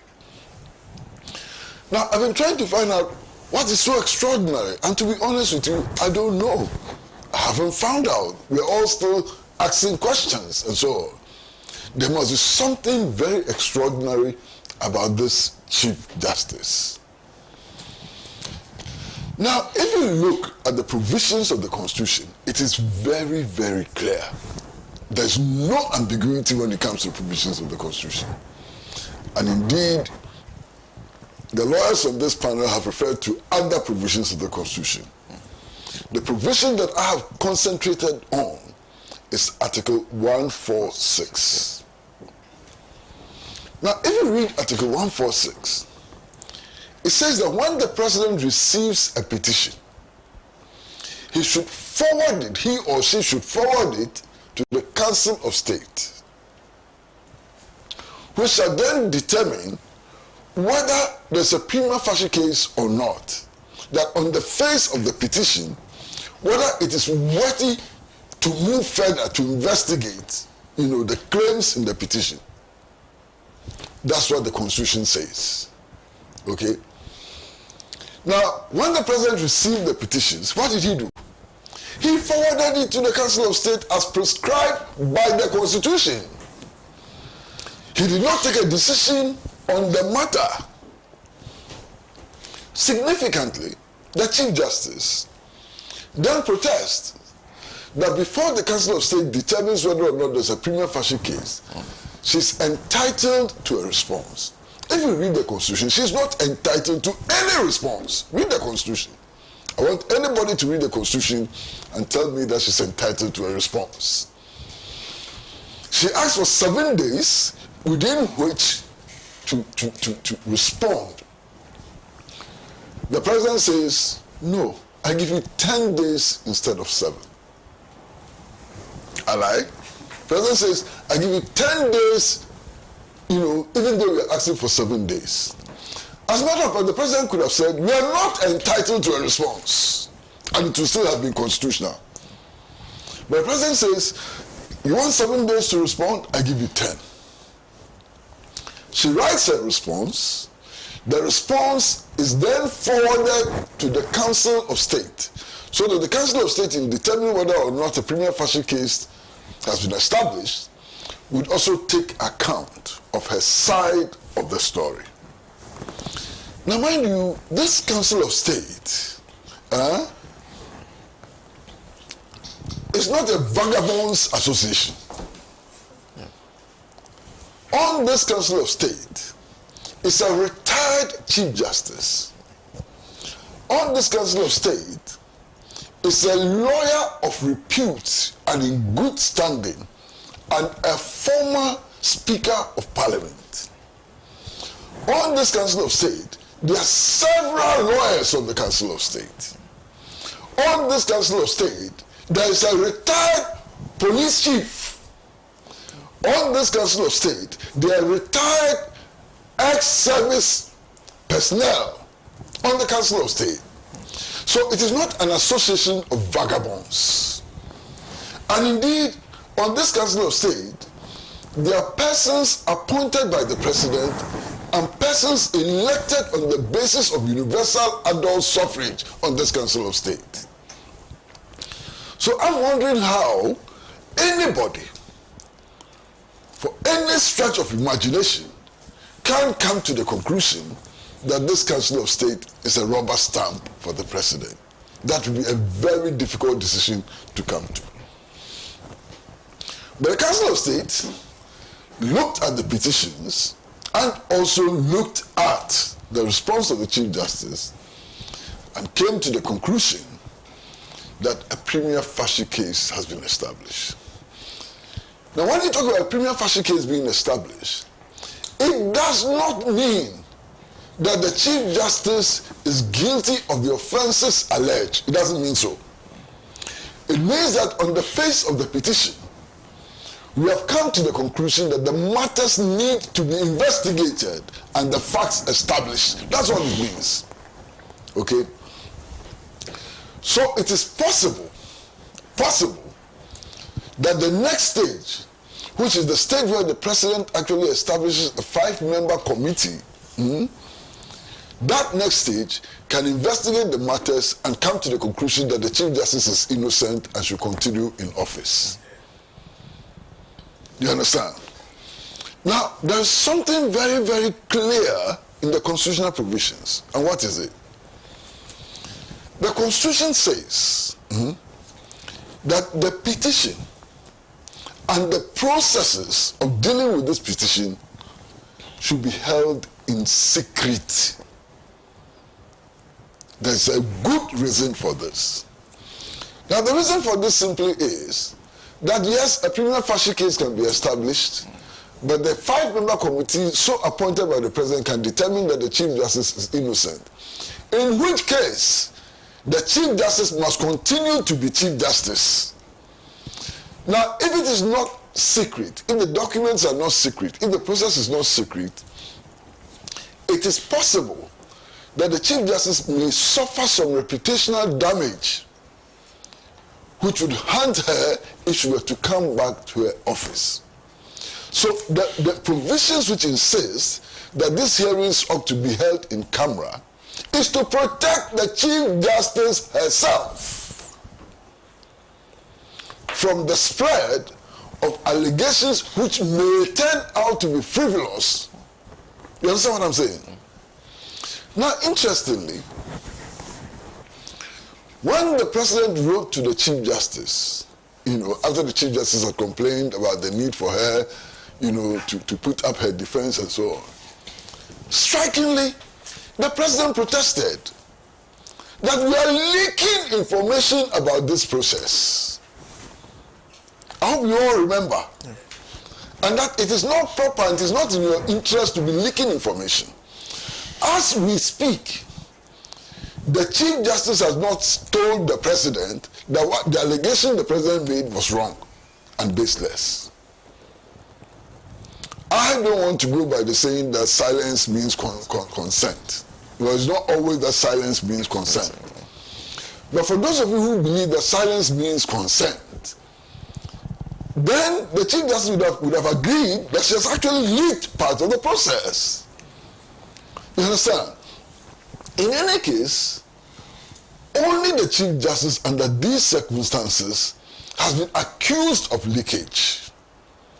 And she has not responded to the accusation of leakage. Be that as it may, the Chief Justice then fires her response to the allegations which have been made. And then, interestingly, within hours, the website of a radio station, which is perceived, and I'm choosing my words very carefully, perceived to be aligned with the opposition to the president, publishes details of her response. I would struggle, really struggle, to come to the conclusion that the president's office or persons who work with the president leaked that information. Because that leakage clearly was not meant to protect the interests of the president. And only hostile forces could have carried out that leakage. And I'm 100% certain that only forces hostile to the president could have carried out that leakage. So be that as it may, now we have the documents about the case in the public domain, being discussed in the public domain, in clear violation of the constitutional provision which insists that these matters ought to be discussed and handled in camera. You understand what I'm saying? So somebody has deliberately decided that what the Constitution provides for should be set aside already by leaking. The person or persons have come to the conclusion that we shouldn't follow the Constitution. And that's a very worrying indication. And you lawyers always say that those who seek equity ought to come with clean hands. That's what you lawyers say. So, by implication, what it simply means is that those who want to uphold the tenets of the Constitution ought to demonstrate that they believe in the Constitution, they are ready to protect the Constitution by abiding by its provisions. You don't protect the Constitution by not abiding by its provisions. And the act of leakage is a clear constitutional violation. Okay. Now, it's interesting. After this initial leakage, you had television presenters actually putting the petition and the Chief Justice's response on television screens and discussing them and so on. Now, to all intents and purposes, what was happening there was the trial of the case, which is supposed to be done by the 5-member committee. So we have now taken the matters from the 5-member committee, put it in the public domain, and have begun trial of the issues. I find that exceedingly worrying. And in fact, a deliberate act to trample on the provisions of the Constitution. And I find that exceedingly reckless because the reputational damage that the Chief Justice is not supposed to suffer is now being inflicted upon her. You understand? Now, I don't want to be discussing what is in the petition and what the Chief Justice's response may be. Because I still want to be able to say that what appears to be the leaked documents may not be the authentic documents. Because there's no grounds to believe that these are the authentic documents. They may very well be the authentic documents. But in terms of strict proof, none of us can say that those are the strict documents. So I don't want to get into that thing of discussing, these documents as fakes, as original, and so on, that is not for me to do. Okay. But if you look at the processes prescribed by the Constitution, indeed, if you look at Article 146, many of the actions that the president has to take, and I'm using the word has to take, shall take upon the receipt of a petition are mandatory. In fact, their presidential duties, their duties imposed on the president by the Constitution, and his refusal to do that can lead to the impeachment of the president. You understand? If the president refuses to abide by any of the provisions in Article 146, the president can be accused of constitutional violation, and the president himself will suffer consequences for not following the Constitution. These are his duties. We elected him as president to perform these duties. Every and anybody seeking office as president knows that the Constitution has some injunctions on him. The Constitution prescribes duties that he must do. One of those duties is to refer petitions for the removal of the Chief Justice to the Council of State. One of those duties is that after the Council of State has determined that a prima facie case has been established, he is enjoined, he is forced by force. He has to establish a 5-member committee. Now, the membership of this 5-member committee is also prescribed by the Constitution, and it is very interesting. 2 judges of the Superior Court, that's what the Constitution says, and 3 other members who should not be lawyers. Wow! The Constitution says that that committee should have 3 other members who should not be lawyers. They should not be parliamentarians. It is clear. So what the Constitution seeks to do is to have 3 lay members of the community. So you see, if the president decided to have Nana Akufo-Addo, former president, General Secretary of the New Patriotic Party, and Nana B as the 3 other members, would have complied with the Constitution. Except for the fact that those 2 are lawyers. Oh, Nana B, sorry. So, I think all 3. Frimpong Kudia is also a lawyer. Oh, I thank you.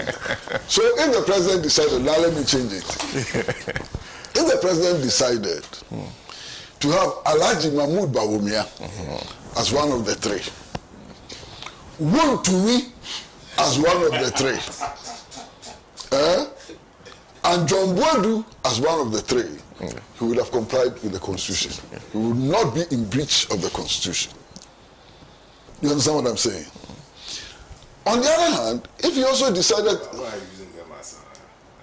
wait for him. Because they are not lawyers, they are not parliamentarians. They are not the only Ghanaians. Wait for him. I haven't finished. Wait for him. Have I finished? Wait for him, please. If the president decided to have my friend here... No, I'm not that. Don't worry. No, this is just an example. But if the president decided to have you as a member of the committee of the 3, he would not be in breach of the Constitution. In fact, if he decided to appoint my good friend Dr. Toniedu as one of the 3, he would not have been in breach of the Constitution. If SENA NOMBO was made one of the 3, he would still not have been in breach of the Constitution. You understand what I'm saying? And the 3 persons who were nominated, in addition to the 2 justices of the Supreme Court, are not in breach of the Constitution. Okay. Now, there are some things which are interesting. They are said in memos, you understand? And I'm sure we've all heard them. Some people have looked at the 3 who were appointed and saying, what? The former Auditor General is sitting there. How can we be sure that he will not take a position against the Chief Justice? And we cannot be sure that he will not take a position against the Chief Justice because he went to the Supreme Court to fight for his rights. And that the Supreme Court, presided over by Gertrude Tokonu, made sure that his rights were upheld only at the time when it wasn't necessary. So he must have a legitimate grievance against her. Now, I'm not the one saying this. People who claim to be supporters of Chief Justice are saying this. What they forget is that this is also an admission of an injustice done against a citizen. And if a court does an injustice against a citizen, that must be in clear violation of the Constitution. You see, so by making that argument, they themselves are admitting that there is something wrong with our court system. And the persons who populate the court system, because an injustice was done to Domelevo, that's their own argument, it's not my argument. I know Mr. Domelevo considerably well. And in my view, based on what I know about him and my interaction with him, I cannot suspect that he would abandon the national interest and pursue a personal vendetta. I don't think that that is possible with Domelevo, given who he is. But you see, it's not what I think, it's not my view which is important in this matter. So even though I think that he's an upright man, and he will not sacrifice the national interest for his personal interest, it is a non-issue in this matter. Who am I? You understand what I'm saying? But those who argue that his presence on the committee foretells the outcome of the committee's work, indirectly admits abuse of citizens' rights through the court process. And they should be careful. They are not helping the Chief Justice in any way when they advance this kind of argument. But you see, the Constitution says, and this is very critical, if you look at all the provisions of Article 146, there are only 3 places where the President is given discretionary power. I've asked for the Constitution and it hasn't come yet. But I remember very clearly that subsection 10 and 11, and one more, which I can't remember off my head, said that the President may act in a certain way.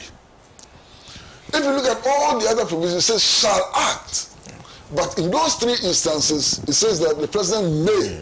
The 10 has 2 discretions. Not just the 10 alone has 2 discretions. Oh, the 10 has 2 discretions. Yeah. So 10 and 11 are where those discretions are.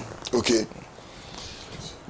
Oh, you have it there. Yeah. Thank you, sir. Thank you, sir. Thank you, sir. Thank you. Thank you very, very much.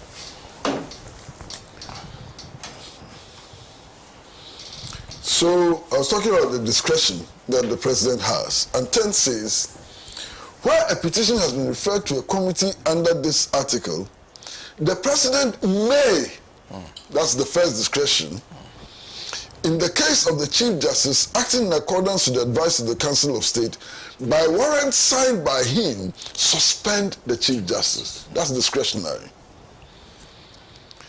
May, in the case of any other justice of the Superior Court or a chairman of a regional tribunal acting in accordance with the advice of the Judicial Council, suspend that justice or that chairman or regional tribunal. That's discretionary. The President may, at any time, revoke the suspension under this article. That's also discretionary. Then 11, the President may at any time, it's covered. 11 is covered. So 3, 3, where the President has discretionary powers. Okay. Now it's interesting. For all the things that the President has to do, it is mandatory, compulsory. It's only when it comes to the suspension that the President has discretionary power. Okay? So that is not based on the advice of the Council of State. The Council of State advises that a prima facie case has been established. And on the basis of that advice that the prima facie case has been established, the President ought to move to the next level of appointing the 5-member committee, which he has done. Now, SENA, now listen to me very carefully. As we speak, a member of parliament has gone to the Supreme Court asking that the decision of the president should be set aside, that the president should be injuncted. Who is on trial? Who is on trial? Is the Chief Justice. Are we saying that the president should allow the Chief Justice to continue to sit as a Chief Justice, and if she continues to sit as a Chief Justice, she then has the power to empanel judges to hear her own case? Hey, Massa, what logic is this? That the Chief Justice who is being investigated should have the power, she continued to be in office, and have the power to empanel a court to hear her own case. And lawyers are making this demand. Right-thinking citizens are making this demand. Leaders of political parties are making this demand. Sabo, this is the demand you people are making. That the Chief Justice who is being investigated should continue to be Chief Justice. She should have the powers to choose which judges should hear her case. Are you serious? Abba, I mean, what is wrong? Something must be wrong with you people. How can you say that? And because of this, you are organizing a demonstration so that the Chief Justice who is being investigated would appoint people to deal with her own case. You are organizing a demonstration for this? Is your head on your shoulder? I can't believe it. You see, we need to break these things down. What they're saying is that this Chief Justice, Gertrude Tokon, her Lordship Gertrude Tokon, should have the power when the MPP member of parliament filed the injunction, seeking the court to injunct the president and the, her ladyship Gertrude Tokon should decide which judges should hear this case. Even in Cuckoo's Land, this will not happen. Incredible, unbelievable. You are making this demand and you are mobilizing people to go on a demonstration in support of this demand. Hey, so there are some people who will go and demonstrate because of this. I can't believe it.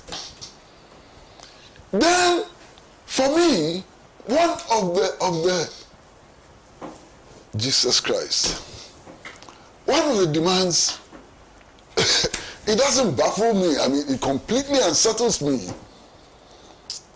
is that the Chief Justice is a woman. She's a woman. And because she's a woman, the constitutional provision should not apply to her. Who told you that? Where is that coming from? So in this country, there's a different law for women and a different law for men. Is that what you're telling us? And you're organizing a demonstration to back your claim that the constitution should apply differently to women and differently to men. And people will join that demonstration? I can't believe it. You know, Charlotte Osei, I didn't know that she was a man. I didn't know that Charlotte Osei was a man. Wasn't she a woman? Why did you remove her as electoral commission when she was a woman? And a statement to this effect is signed by FIDA. believe it. I've had a great deal of respect for FIDA. FIDA has been a women's advocate group that many of us have respected over the years. And I want to believe that this statement is signed by only a section of the executive and does not have the full endorsement of women, because of FIDA as a group. Because I'll be surprised. I'll be surprised if the members of FIDA actually sat and all of them agreed that such a statement, which is so damaging to the cause of women, should be issued. Well, this statement is so damaging to the cause of women. And I know people who have worked with FIDA or have been members of FIDA who would not agree to such a statement being issued. I mean, I don't think I'm wrong. Betty Modidusu used to work with FIDA. Is she saying this? Is she still a member of FIDA? So those people who are members of FIDA, who work with FIDA and so on, who disagree, let us hear your voices. Otherwise, we would assume that all of you think that in this country there should be a separate law for women and a separate law for men. That when it comes to interpreting the Constitution, it should be interpreted differently for men and differently for women. I cannot believe that this is from FIDA. You understand? She supported this move. I cannot believe that this is from FIDA. But I'm sure that in the coming days, we will get to know who pushed this statement and whether or not all of the FIDA members support this statement. We will get to know in the coming days. But you see, it doesn't end there. It gets more bizarre. Bizarre. What these people are saying is simply that the president should not respect the Constitution. They're saying that when the president receives a petition from a citizen, he should not forward it to the Council of State. And that when the Council of State advises that a prima facie case has been established, he should not set up the 5-member committee. And that when the 5-member committee is established, he cannot use the discretion granted him in the Constitution to suspend the Chief Justice. Hey, so we've now come to the point where lawyers, seasoned leading politicians are begging the president or forcing the president not to respect the Constitution. And the same people will turn around and say that, look, the Constitution is sacrosanct. There should be no coup in Ghana. The same people who tell us that this Constitution is sacrosanct, there should be no coup in Ghana, are telling President John Dramani Mahama that he should not respect the Constitution. And the reason why they are telling him not to respect the Constitution is that the person involved is a woman. And one more reason which is very interesting. Hey! Whoa! One more reason which is very interesting. SENA, you've heard. They are saying that, look, if we allow, or if we follow these constitutional provisions, and the Chief Justice is removed from office, it is most likely that there will be petitions on the removal of the Electoral Commission and the Commissioner and Chairman of the Electoral Commission and other members of the Commission. So let's stop it now. Don't let us apply the Constitution now so that we can save the Electoral Commission. Yay. What reasoning is this? What kind of brain can think like this? SENA, let's say that the Chief Justice has done something which contravenes the Constitution and which justifies her removal. And she's removed. If the Chief Justice is removed and there is concrete evidence, provable evidence, verifiable evidence that the Electoral Commission or its chairperson or members have violated the laws of Ghana or have engaged in actions which affront the Constitution, why should we keep them there? Somebody should give me one reason why we cannot impeach the Chief Justice, impeach the chairperson of the Electoral Commission, and even impeach the president in addition. Why can't we do that? Why can't we do that as a people, as a country? If the president who has initiated this move violates the Constitution, why can't we, after removing the Chief Justice, remove the president through the process of impeachment?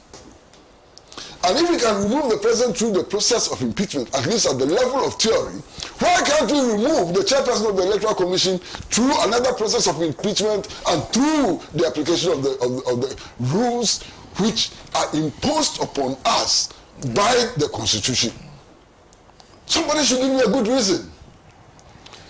So let nobody be stampeded into thinking that after the removal of the Chief Justice, any other public official who can be removed lawfully will be saved.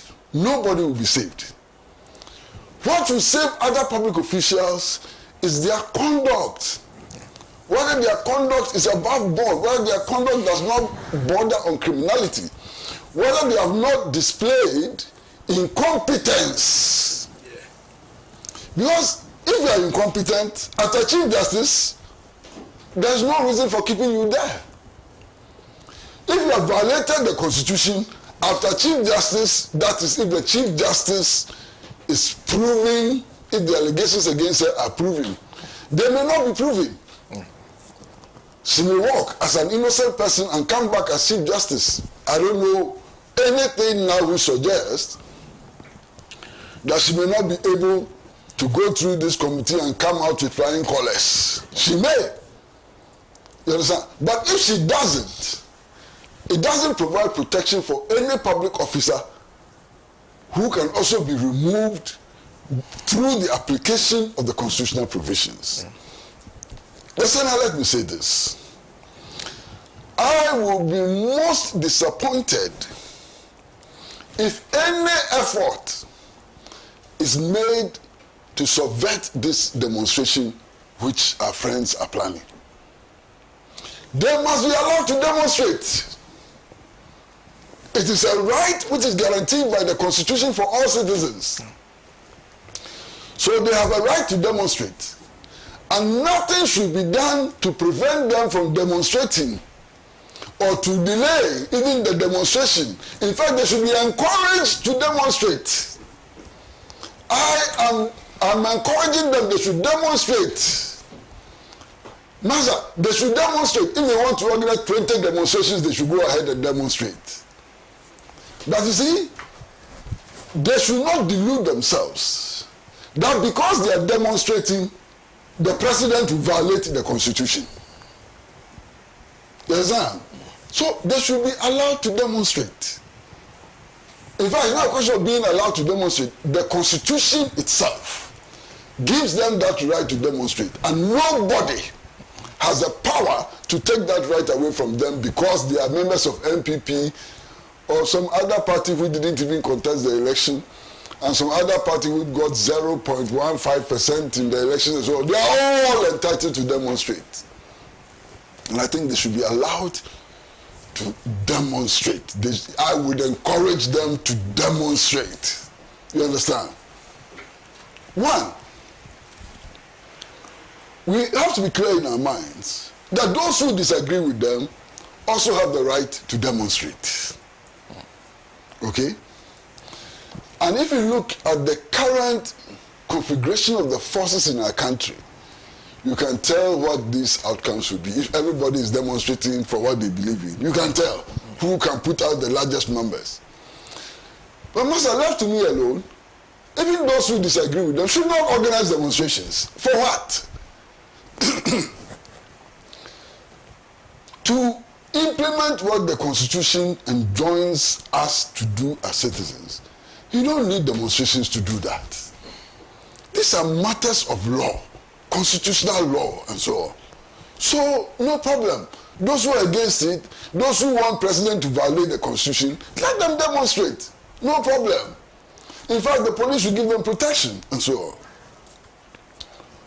What cannot be tolerated and should not be tolerated under any circumstance is for these persons who want to exercise their right to demonstrate and so on to use that as a cover to destabilize the nation or to destroy property and so on. That one there, it will not be tolerated.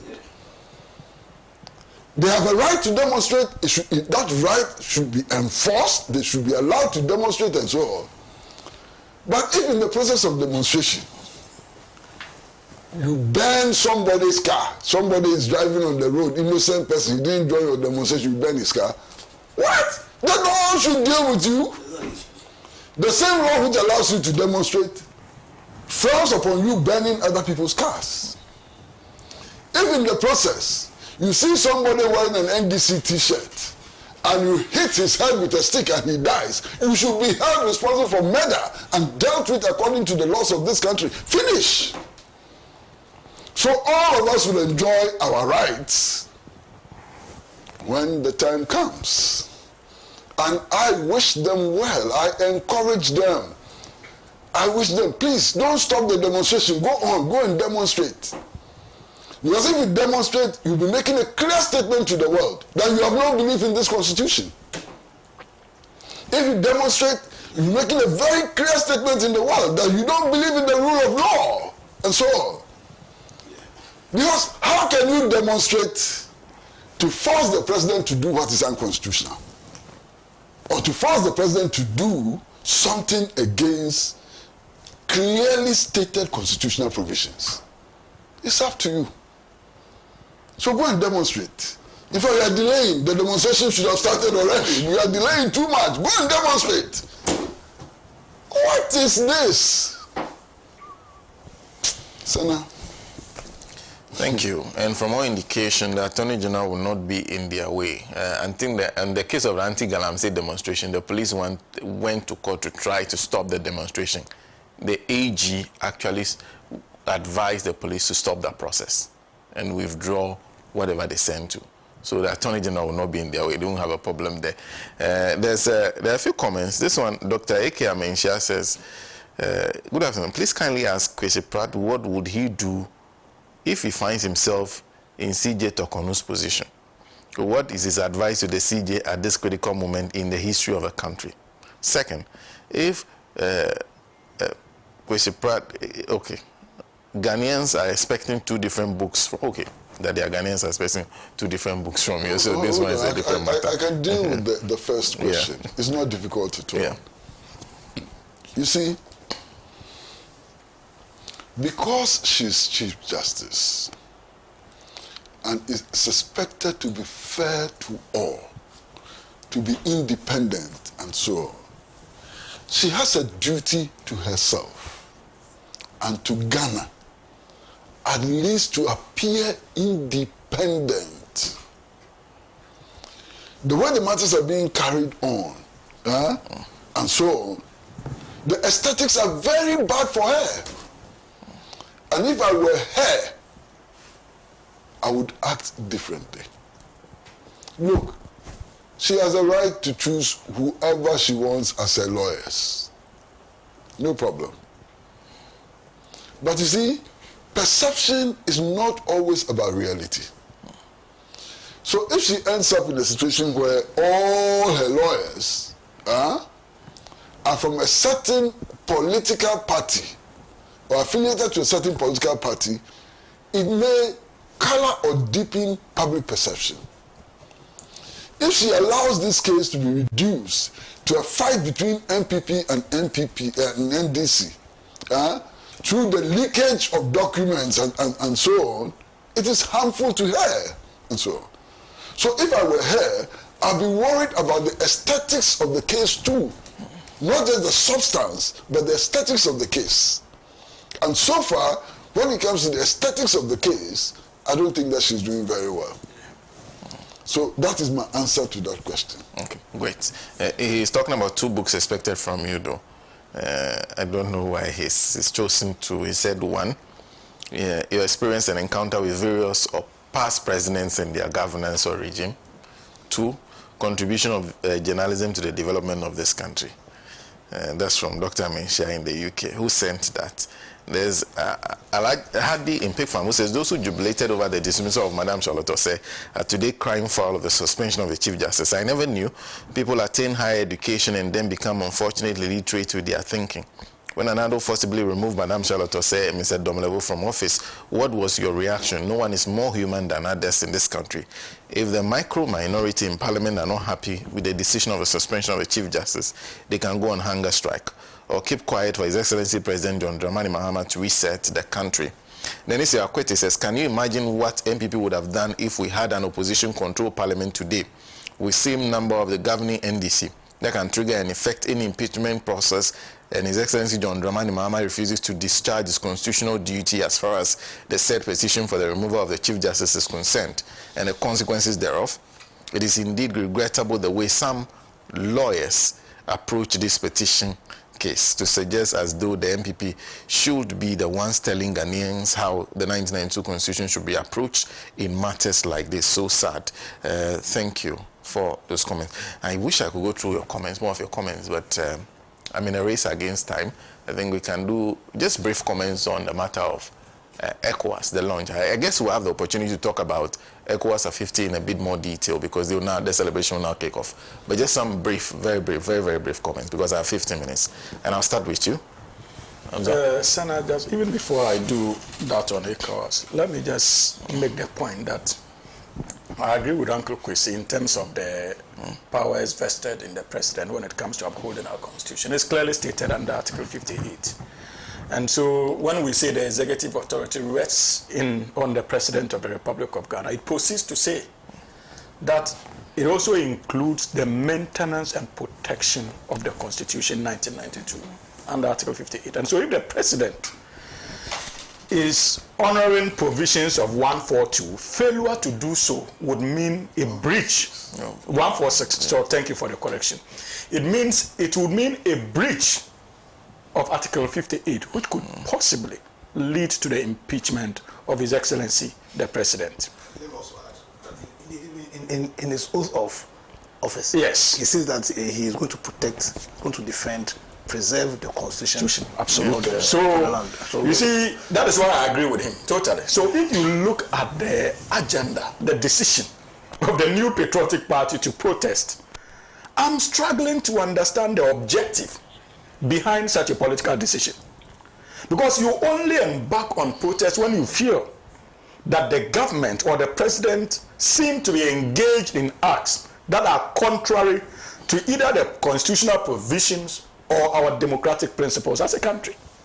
So, yes, they may have the right to demonstrate, but as a country, are we willing to subject our meager resources in the name of protecting useless protests under the guise of democracy? We must ask these questions. And that is why I have argued that many of our compatriots out there think that the 7th election, December general election, was the end of the MPP. My position is that it was only 30% of the work done when it comes to the politics of the New Patriotic Party. Look, it is not over. The fact that they are in opposition doesn't mean that we should hang our boots, because these guys can be more poisonous to our democratic journey, even in opposition than in government. And we have seen it since 1992. So we must continue to shine the light of accountability on them, even in opposition, because they are the greatest obstacle as far as our democratic journey is concerned. This is clear wastage of public resources because the police will be out there to protect them. But the question should be, to what end? We cannot continue to entertain such recklessness under the guise of democracy. There must be an end to it. We can't continue that way as a republic. Okay, briefly. Anyway, the ECOWAS issue. That is the political party that some of our compatriots have chosen to aside with. Hopefully with time, they will see the light and begin to do the needful. SENA, on ECOWAS, I am an institutionalist when it comes to our global political dynamics and to a very large extent even our regional politics. I say so because regardless of the challenges associated with institutions, I believe that at this critical moment, institutions will play a critical role in terms of economic integration and peace and security. And we have seen it in the case of ECOWAS as a regional bloc.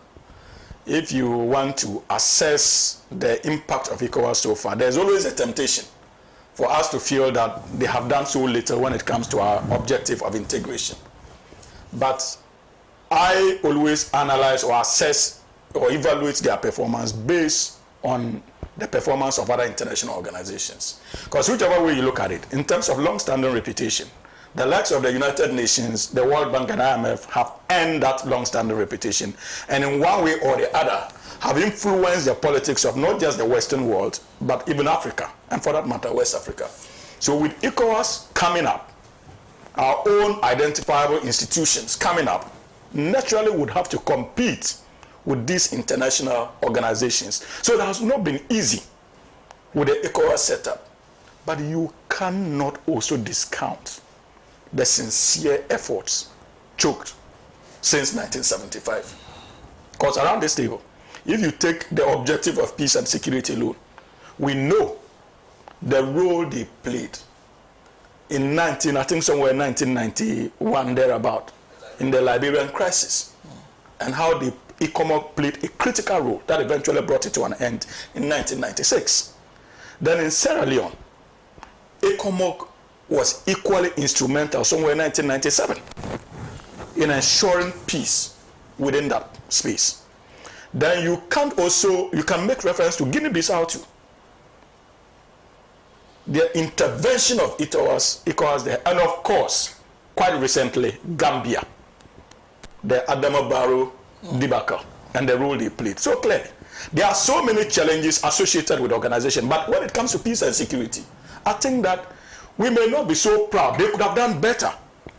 But this is an institution that is still committed to doing more in terms of its capabilities. And that is why I'm telling you that you need to appreciate the work they are doing in the light of competing Western international structures that have permeated our state politics for far too long. Okay. Land on me. Land for me. Please, I'll try to land quickly. And on the basis of free movement of goods and services, again, we have done an inspiring job in that sector.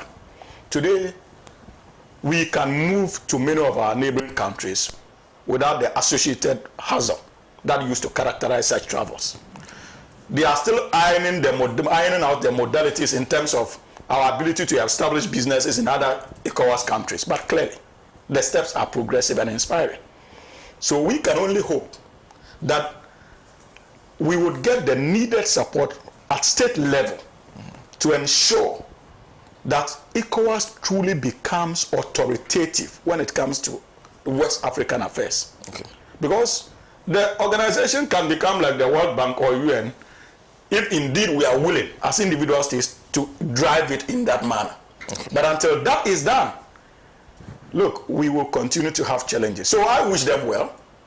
I believe that ECOWAS, if having ECOWAS is better than not having it at all. Because at least, if for nothing at all, it creates a platform for us to talk to each other as neighbors and possibly reach agreements that could inure to the benefit of that bloc.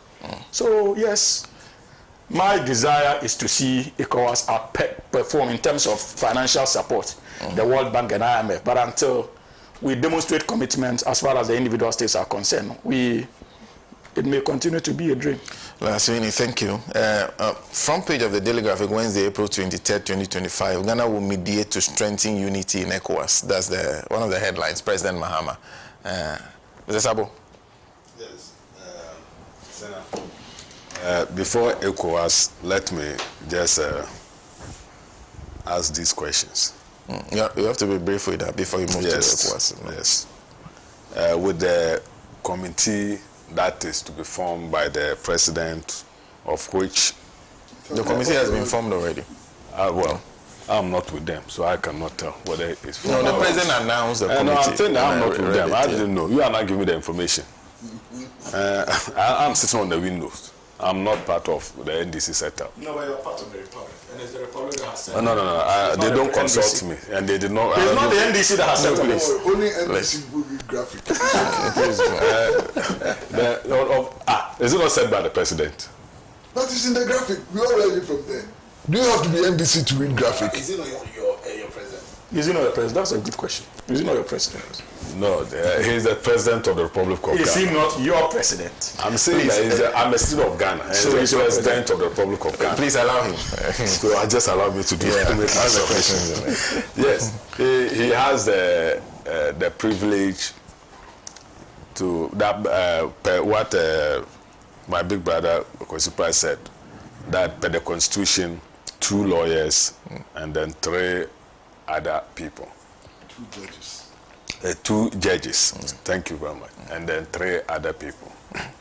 And then we all know, like he narrated, that Domilovo has an issue, not only with the Chief Justice, but what they call the Superior Court, because of his case and other things. He has never said he has an issue with He has.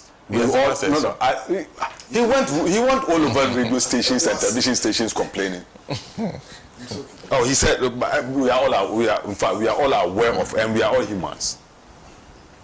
But even this one I don't even need to say it here. We are all aware of what happened, and the threat that you have. Fortunately, you are not limited. Whereby I say that maybe they will say the former Auditor General, and then maybe he's the only living Auditor General, so you are limited by this and only him.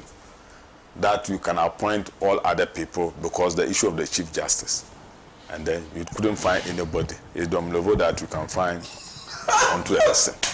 No, it's very simple. This one, I think common sense will let everybody know the intent of the president. And even let me even spice it up with another appointment that he made. Raymond Archer issues with the demolition of his business around trade fair, his case with McDan and the rest. Again, they went to ECOWAS and appointed him. And then when he also came to office, the first person that he invited to his office is McDan. Oh yes, that one too is there. It's out there. No. Then you do. I don't know. Maybe whether you are refusing to. What do you call it?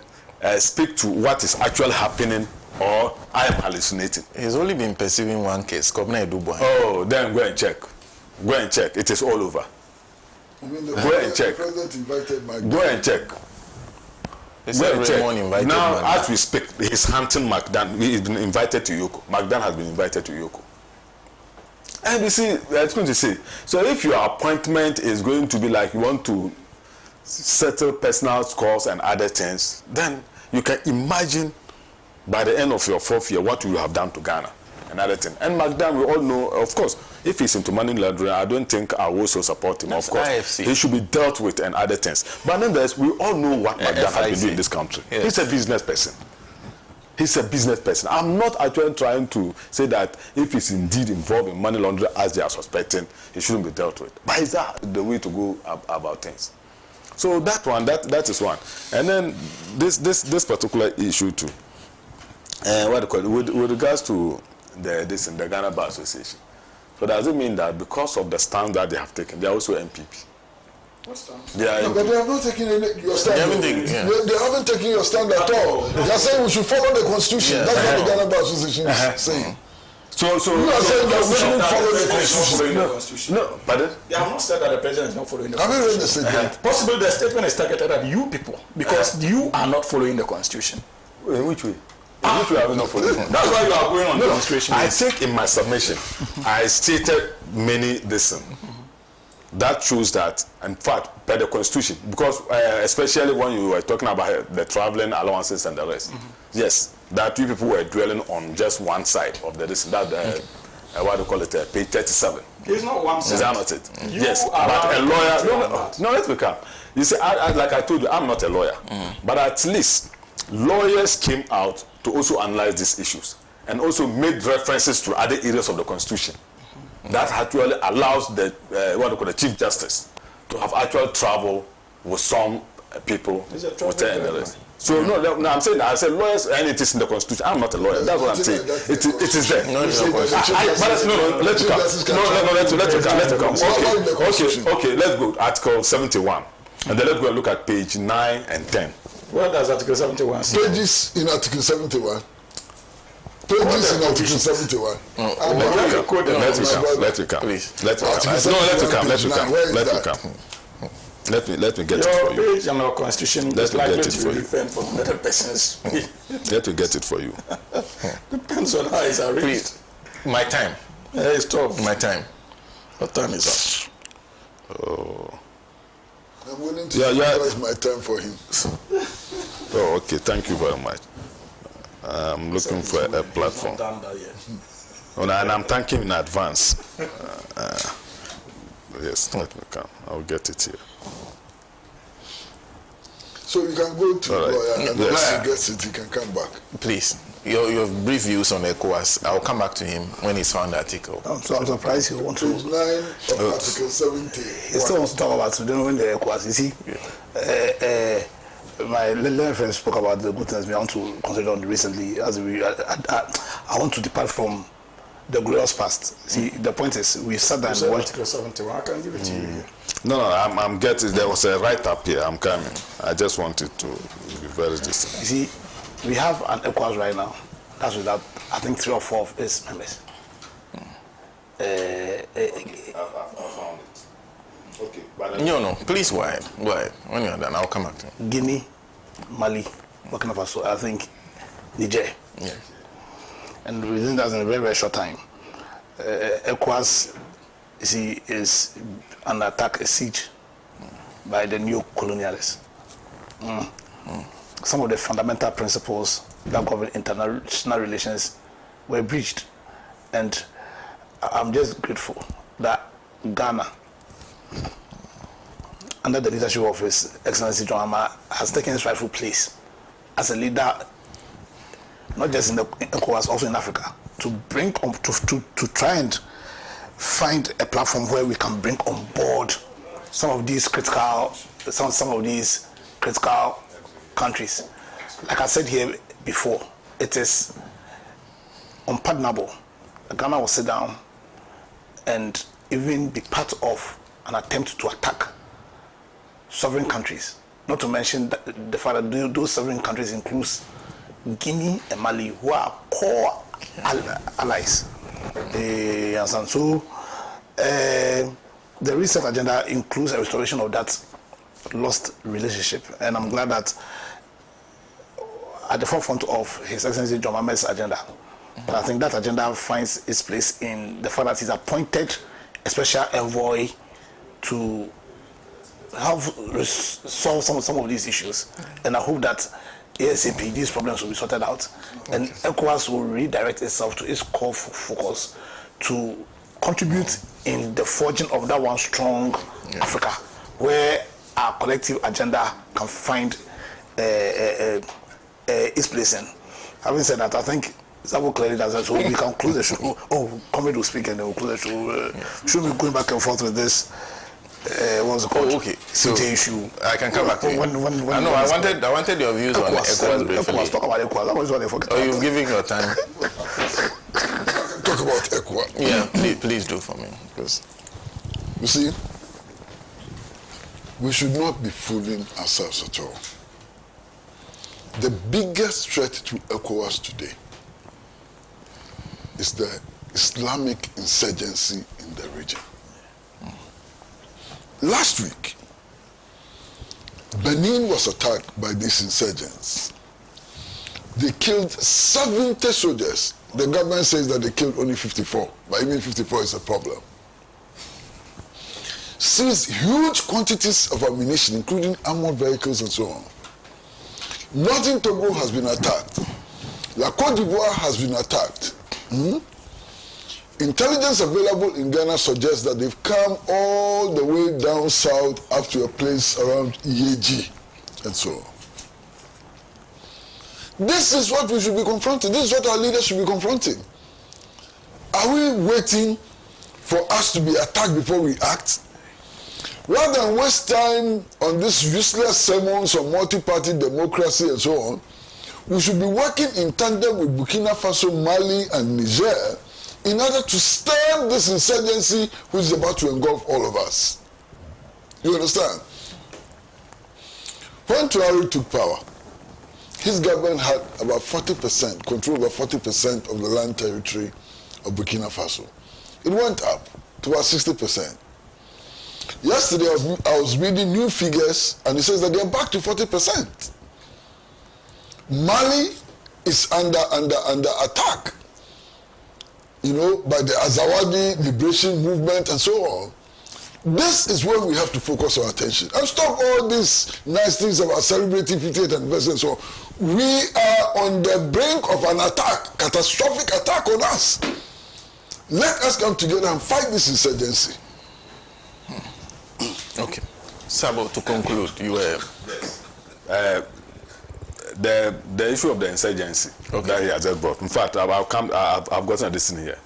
I'm not happy when you use the word Islamic this. I think yes, they claim, so you should put it. But if you're a viewer out there who think that it's Islam, because it has nothing to do with Islam. We have quoted several portions of the Quran to let you know that Islam frowns on this kind of acts. You don't believe what they're doing is Islam. No, it's not. They claim that it is. And I'm saying that, and I'm a Muslim.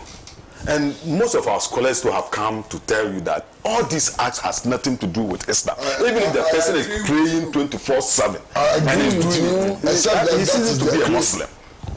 And so these are just criminals, excuse to say, or maybe people who are fruitful, they are fighting for their rights or whatever, or groups of persons, and they have nothing to do with Islam. And the act has nothing to do with the Islamic belief. Okay. Frankly speaking, yes, because Islam values even one life, just one life. You kill one person in Islam, maybe. So I have to close the show. Yes. So, but let me, because I'm not a lawyer, like I said, and it is a lawyer who has actually put this thing out there. And so it's not Article 71. Let me come. I'm just reading it. That's what I'm saying. Of course, maybe my understanding of whatever is written there is different from the way it's a lawyer's view. It's written in English. So let me just read it out.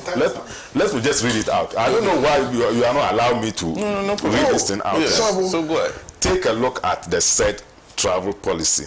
If the CJ and Justice of the Superior Court formulated in alignment with Article 71 of the Constitution and on the recommendation of the relevant emolument committee, you will find that page 2, clause A, addresses that the policy provides at paragraph 9 and 10.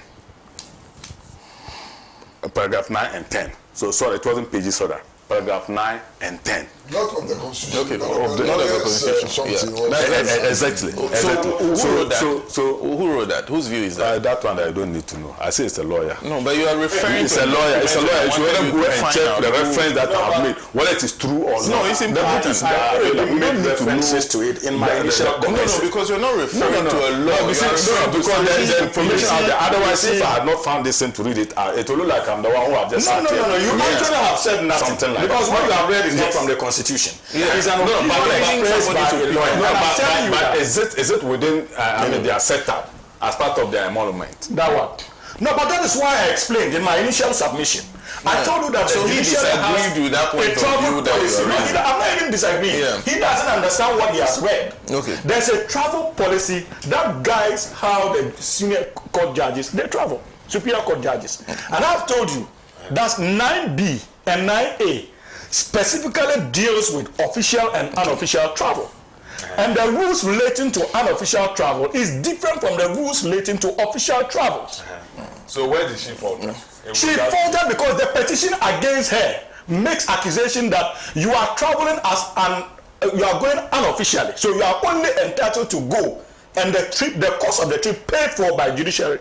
That is the cost you would incur and your security person.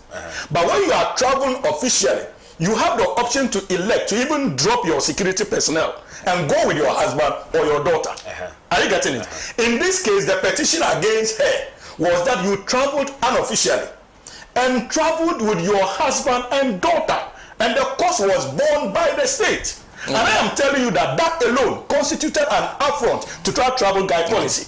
But in her response, she responded as though she was traveling officially. Okay, and that's why she elected to go with her husband. That is going to. We have to close. We have to close. That's your explanation.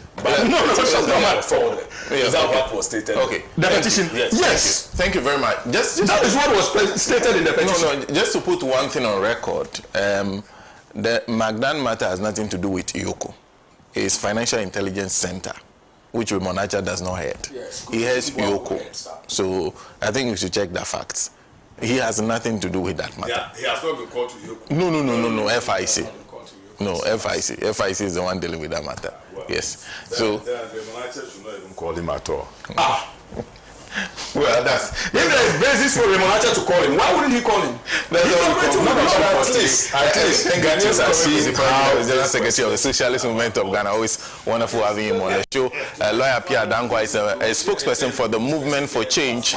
Adam Sabu Abdurrahman is Greater Accra Regional Communications Director of the New Patriotic Party, is sitting right to my left. Lawyer Hamza Suhini, member of the NDC's communication team. I am SENA NOMBO. Do have a lovely weekend and enjoy the rest of your week. We'll see you same time Saturday.